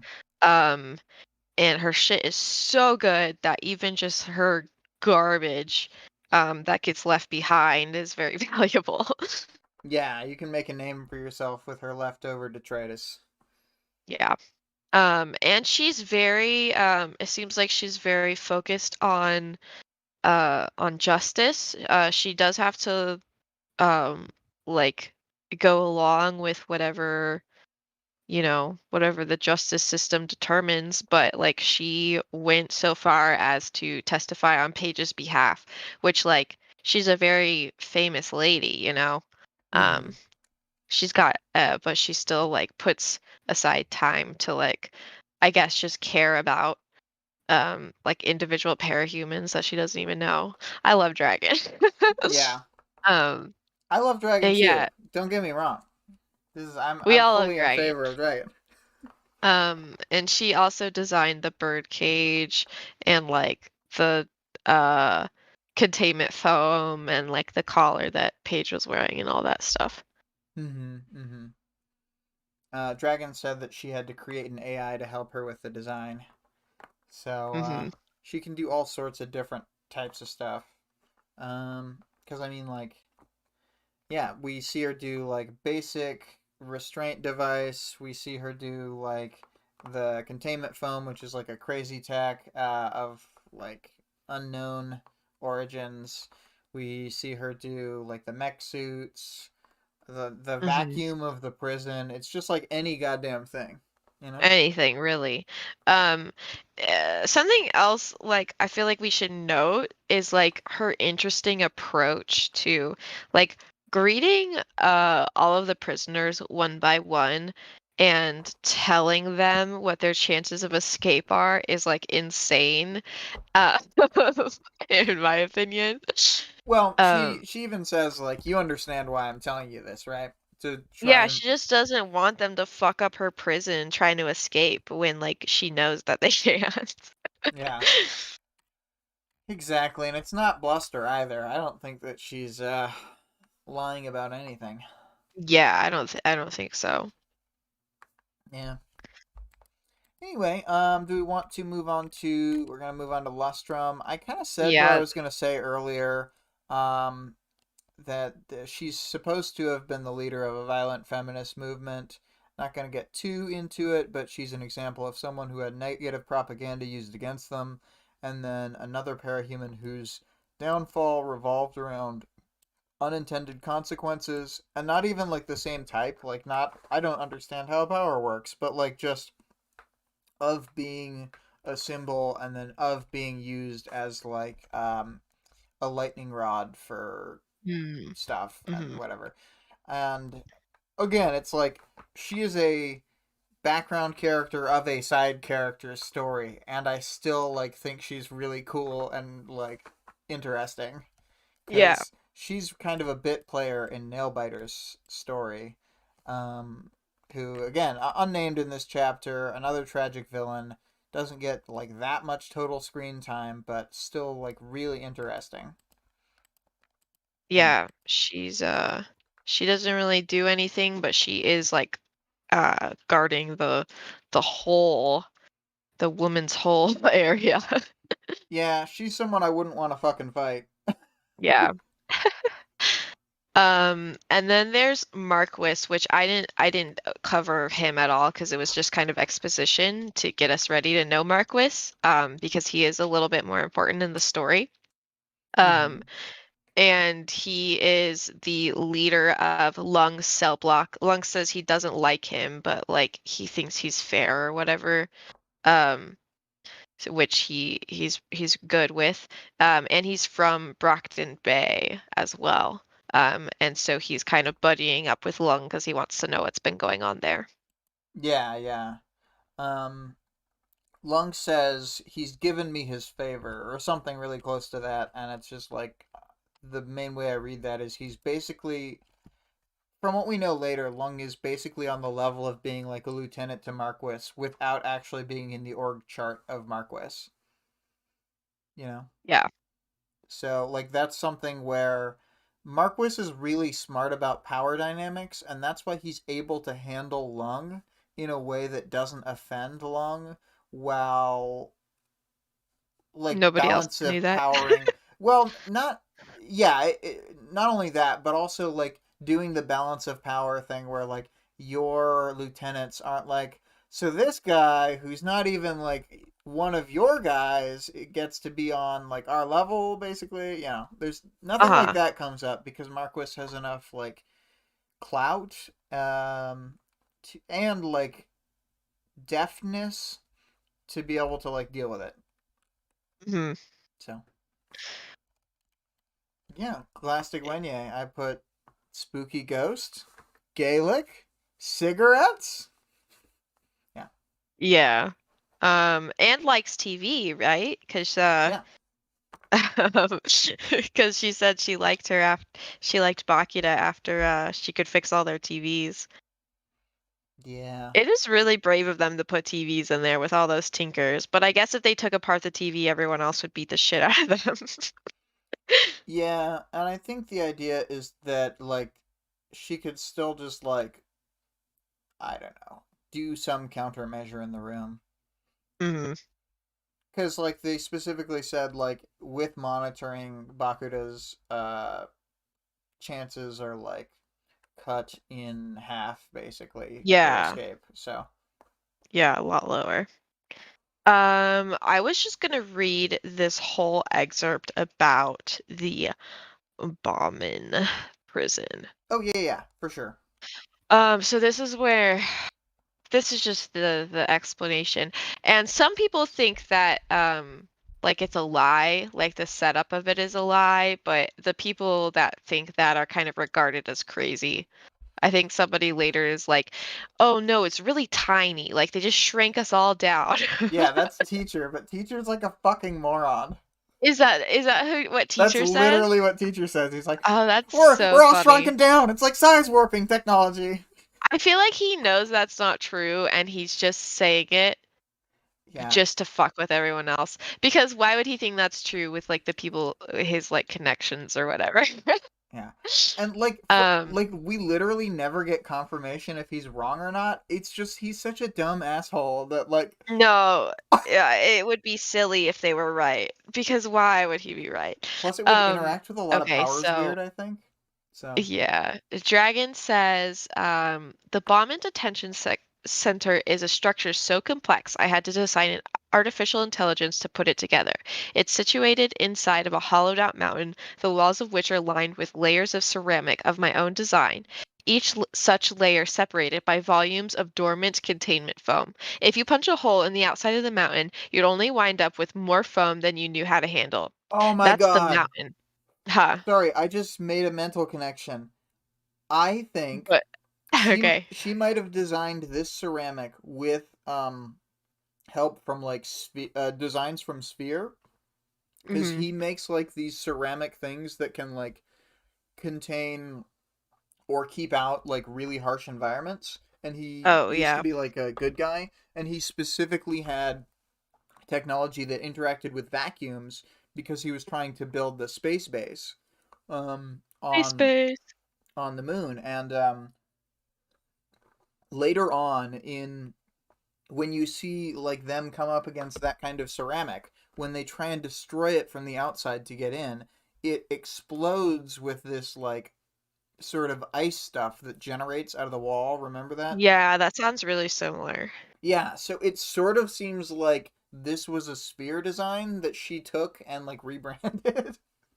Yeah, Awesome. that's funny.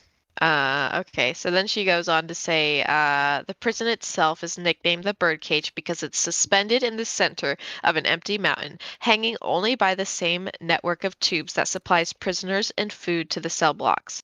Both the interior of the tubes and the interior of the mountain itself are vacuums.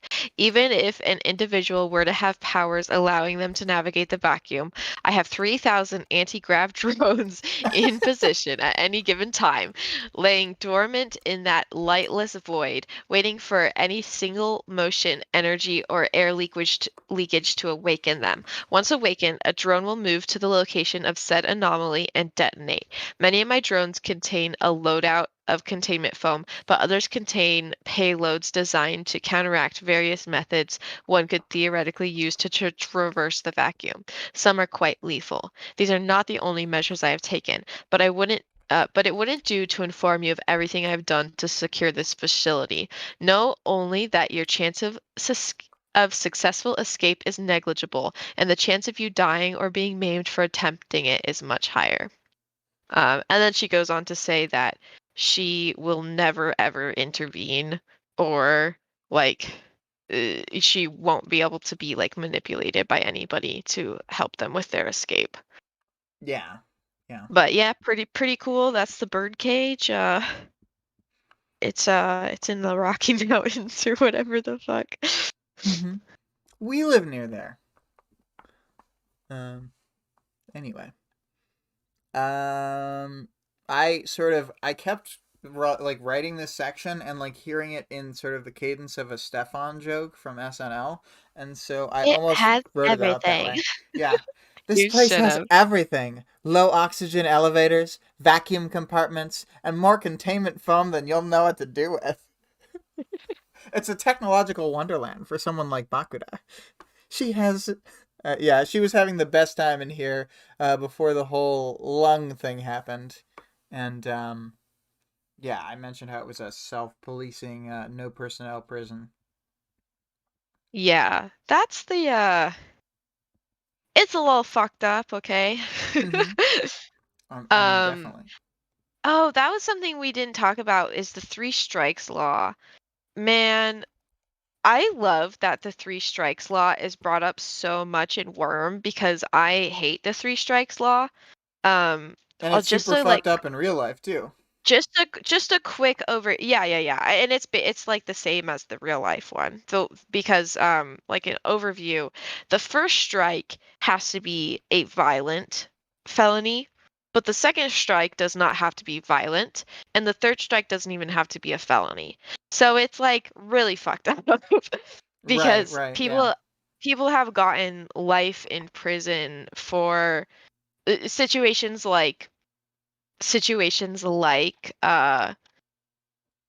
like pages here where it was three crimes in one scenario. So there was one violent crime, one non-violent crime, and then one felonious misdemeanor. And Mm-hmm. then it's life, you know. It's just, and so every time it comes up, I'm like, oh, like thank God somebody's talking about how stupid the three strikes law is.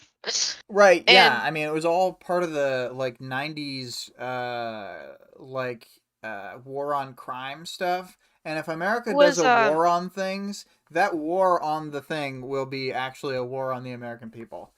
as far as I understand, it was one of those laws that was not written by anybody like involved in the justice system. It was just written um by like civilians who like didn't have a full grasp of the law anyways, and then it was voted in. I'm not super positive on that, but I'm pretty sure that happened and it was in California, and then everybody else was like, "Yeah, that sounds pretty good." Um Yeah, Don't quote me on any of this, but this is what I remember about the three strikes law. yeah. I mean, there's it, the oh sorry, Vel says war on drugs was a carryover from the 1960s meant to keep minorities repressed. It's pretty awful. Yeah. War on drugs is got that going on, and like it's like specifically a political like thing to lock people up. And then the war on crime is like similar, and it's like very racially motivated, but also capitalist motivated. um, it's your classic like all of the above like spread of the bad things. So I mean, yeah. And the three strikes law is obviously part of like the racially motivated crime stuff as well, Yeah. since there was like um a lot of the crime laws that we have now that are super terrible that have led to the like really heavy prison industrial complex stuff were hmm from like the Biden crime bill and stuff. And like, you know, that's the thing is that they're despite being like outwardly pretty prog, they're like we're the guys who are for justice or whatever. Like you still get the hmm Democrats like doing the same shit as the Republicans practically, and locking everybody up.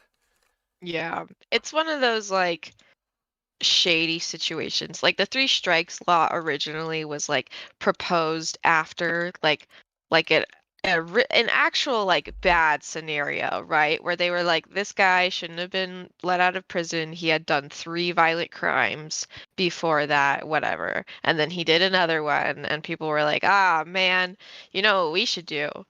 We'll just throw everyone in jail."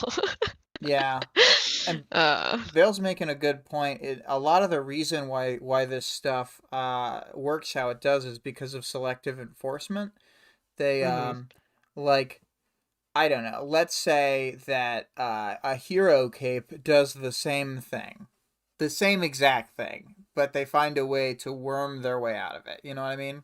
Whereas Worm. worm, but she's a rogue, and so this is showing that there are going to be consequences for rogues who like Yeah. step out. I think that that plays a factor. Like they even mention like you're a rogue and blah blah blah. Like if that Yeah. wasn't a They factor don't. in this, they wouldn't have brought it up. Yeah, it was a factor, I guess, in the sense that they felt like they needed to sustain like Rogue's good reputation so that like more people went towards that lifestyle. Yeah, but I really do think that like had she been a hero or even willing to like play ball as a hero maybe like earlier, then they would have like stuck their neck out to try to like they're willing to they're willing to like unethically defend heroes. You know what I mean? Hmm. Whereas they're willing to unethically throw in jail rogues. Yeah. Yeah. If Um, she was a hero, the guy might have been arrested for attempted extortion. I think if she was a hero, they'd just be like, "Oh man, that sucks," and then they wow. just like move Yeah. on. You know what I That's mean? that's what I Like the mean. protectorate would have just protected her. Like imagine, man, who am I thinking of? I don't know. I just totally lost my train of thought. Oh, Victoria Dallin. Yeah. Yeah. Like if she did that, they'd be like, "Oh man, that sucks," and then like her sister would heal him. Yeah.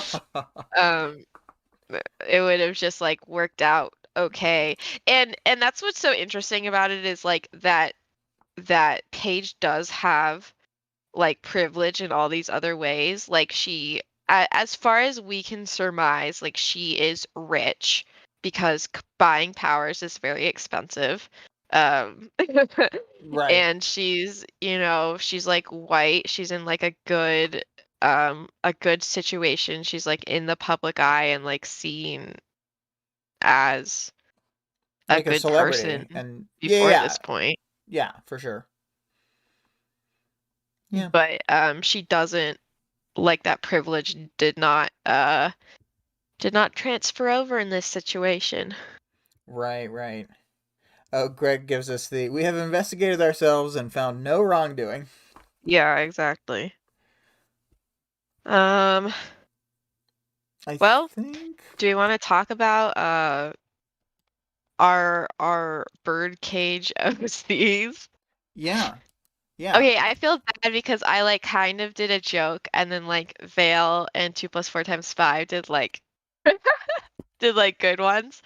Um, I wanted to Mine's like kind of a joke too, so it balances out. we'll do the serious ones first because you guys put work into them. Yes. Yes. Um, I'm just gonna do a short review of Vale's. Vale, if I say anything wrong, it's just like jump in and be like, actually. Um, but this is a woman named Birdmath. Sorry, I got birds on my mind. Bloodbath, okay? Bloodbath. Um, and it sounds like she like grew up in like domestic violence and so kind of that repeated throughout her life. So she has an abusive boyfriend and at one point she triggers and her power is that like when she looks somebody in the eye they just fucking hate her and like attack her and it like tears them apart physically. So the first quote unquote victim was her violent boyfriend um who she looked in the eye and he was full of hate and insanity and he like beat the shit out of her and it tore his whole body apart and he died. And then like the police came to assess the situation and it just kind of snowballs from there. Mm-hmm. Mm-hmm. Vale said that he classified her as a Master 5, Changer 5, but I would have classified that Higher as master an rating. emotion power. Yeah, but I think emotion powers are typically thought of as master powers. Oh, really? Okay. I guess I'm Birdbath would be a neat cape name. Yeah, yeah, I'll name mine Birdbath. Um, but yeah, that was a very interesting. I like them just being fucking torn to shreds. Yeah, and if you want to read more about it, it's just in the audience participation chat. Good Hmm. job, Vale. And then Um, I haven't pre-read 2 + 4 × 5s. Were you gonna summarize that one too, or should I just I didn't read it either, but I can summarize it. We um got Slango. I'll Hold on, I can is that I can read this. Slango or Slango? Well, That's it's so Slango funny. because it's a word-based guy. Oh, it reminds me of Blasto because it's such a silly name. Yeah. Uh, And it sounds like I know Blasto is just like Spanish for something, but they're like Blasto, does he blast stuff? well, Blasto has to do with like some biology term, I think. Like with Yeah. blast germs Okay. or something. I read it on the Wikipedia thing, but then I was like, oh yeah, I did take biology. Which I still didn't know what it was, but I was like, that sounds familiar. Sounds Um, familiar, yeah. you know how Okay, that kind of thing happens. so Slango is a stranger to mover 3, thinker 2, very Mhm. varied. Limited clairvoyance, and then he can choose to teleport to their surroundings whenever they're thinking about his words. Okay. Um, his words. Hmm. Like, Is this uh, his own personal slang, or if because he's like, it's "Hey, bitch," and they're like, "What? well, Hey, bitch," and then he teleports there. well, I think he. It says they're made up words, so I think he has to send them out there. So it'd be like, Oh, so like, hey, Pola, and they'd be like, he's what? like, he's like, "Hey guys, did you see that up dog?" And they're like, "What's up dog?" And then he teleports to them. Um, Trango, right? And they'd be like, I love what? that. Yeah. It's a perfectly cromulent power. Is that a made Shit, up Greg's word, Greg's Sigma? showing up next to us. I don't know what's happening. Um, so yeah, he spouts off new words and then he teleports to them. Um, and then he fucking kills people. Oh my gosh. His motive was suspected to be revenge for a rejected proposal of a conlang club. That's hilarious. Okay, 2 + 4 × 5 also did a kind of joke. Yeah. And then widespread spam emails. Wow. Oh, and then he took the whole court hostage with ASL. Now Oh that's my fun. god. Wow. This is pretty funny. Funny. Good stuff. All right, let's read Greg's. Cool, cool. So Greg's thought of a couple, but I wrote way too much to be read during the show, so here are some TLDRs and I'll post the longer bits. Maybe I promise nothing. Um So Irene Lee, aka Seed, was a hero operating out of Spokane. She was a plant-based tinker, notable for the ability to cultivate plants with medical effects, speeding or slowing metabolism, numbing pain, and so on. She was working on breeding strains that could be raised outside of her care. Then she was busted for distributing custom hallucinogens. Nothing addictive or really harmful, but drug laws are not forgiving even before the uncertainty of parahuman being involved. An example had to be made.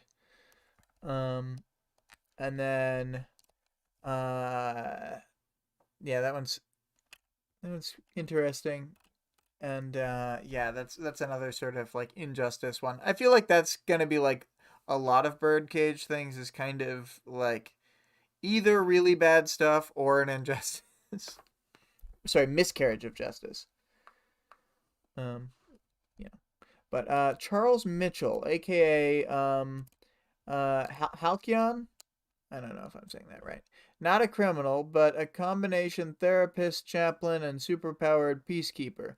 He has a shaker power that pacifies those affected, leaving them unable to muster violent response. However, it takes hours to spread over a room and vanishes if Halicon leaves the area, so he's used to it establishing a small safe place to work from.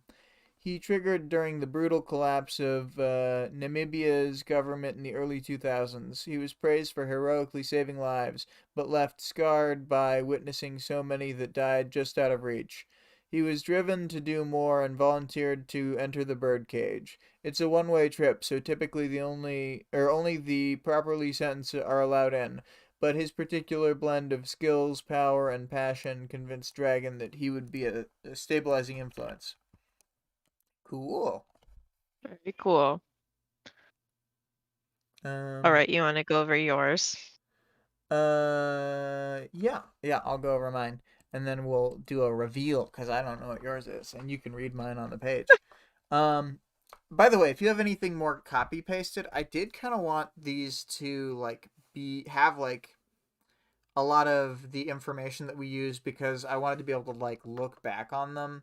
I Mhm. like I had said previously, I want to buy a hard drive that's like separate and keep all the files related to this. I think that'd be fun. Yeah. So, but Short Circuit is my guy.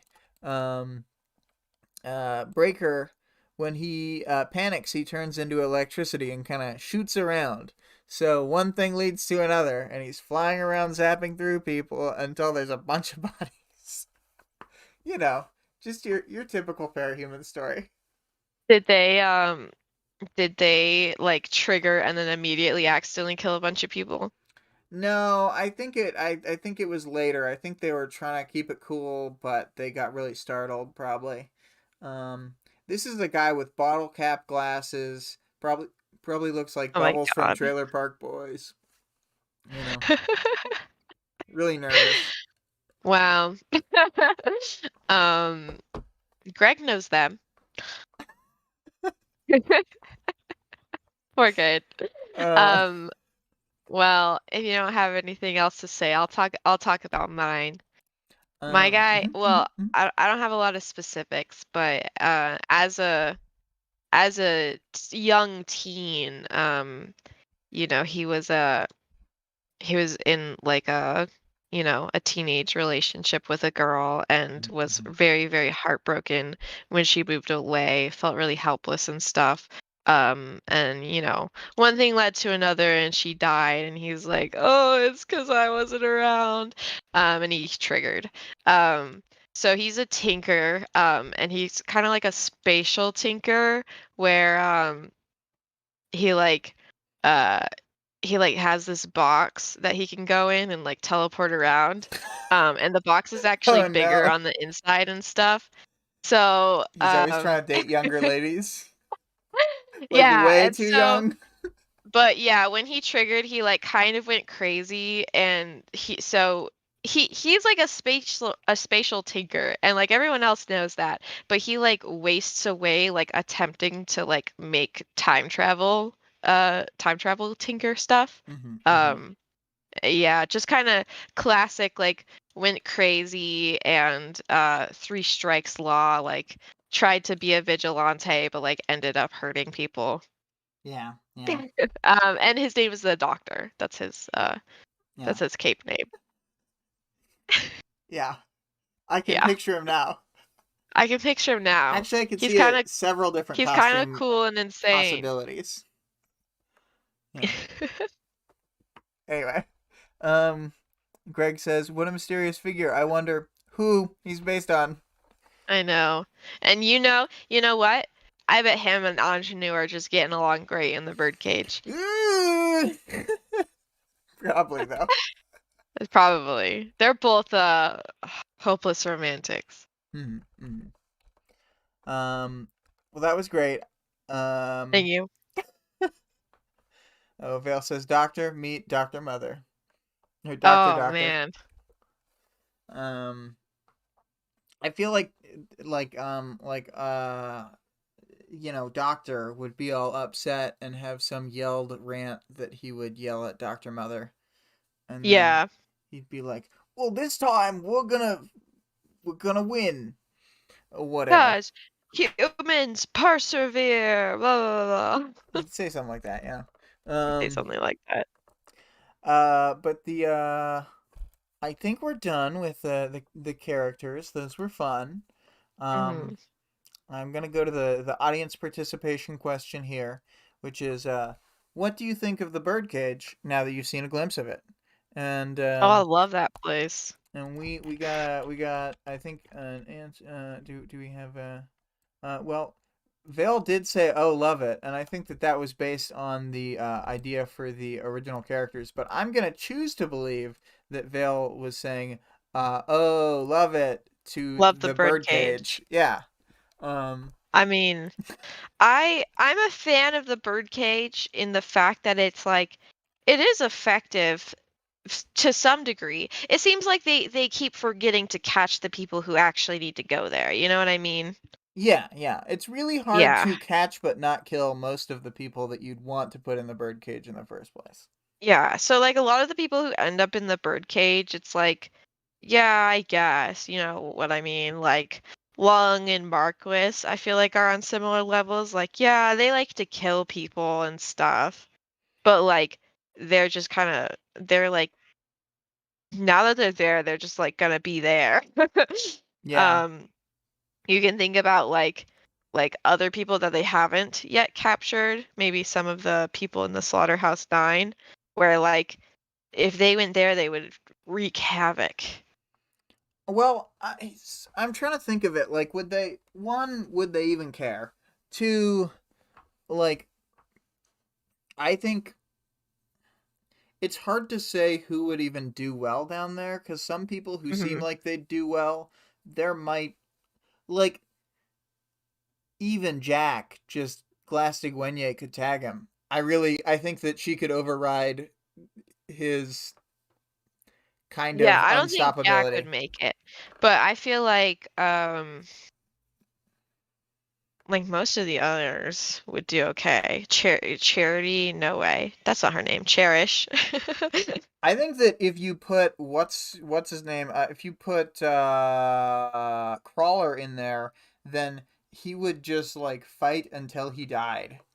Like Yeah. from the moment he got down there, he would just immediately like roam around trying to kill everybody. Well, I not kill guess them, like but like provoke them to attack him. yeah, I guess Crawler would work out because I don't think he doesn't like go out and attack people, like he just wants people to attack him, right? And Mm-hmm. like But he's so willing this would to be like his start a fight to get it going. this would be like his perfect situation where he would just sit around and be fed like some of the most powerful people in the world. So he would be pretty happy here. Yeah, but I think it'd be like what happened to him in the outside world, where he just can't take one of the power effects. Mm-hmm. Um, I think that what's his name? Mannequin would do really well. Yeah. Um, because he's like mostly self-sustaining anyway. Mm-hmm. And I think that Bonesaw would do I think she does well in like any situation she's in. That's like Yeah, kind of her thing. yeah, yeah. Um, and I mean there is always the thing of like I can't think of someone who I think could reliably defeat um Glastigwenye who they could Mm. realistically capture and put into the birdcage. There's like Yeah. one that I can think of Hmm. because it's like kind of as soon as you perceive them, it's a problem. Yeah. That's the only power I can think of that would be like a good hard counter. Mm.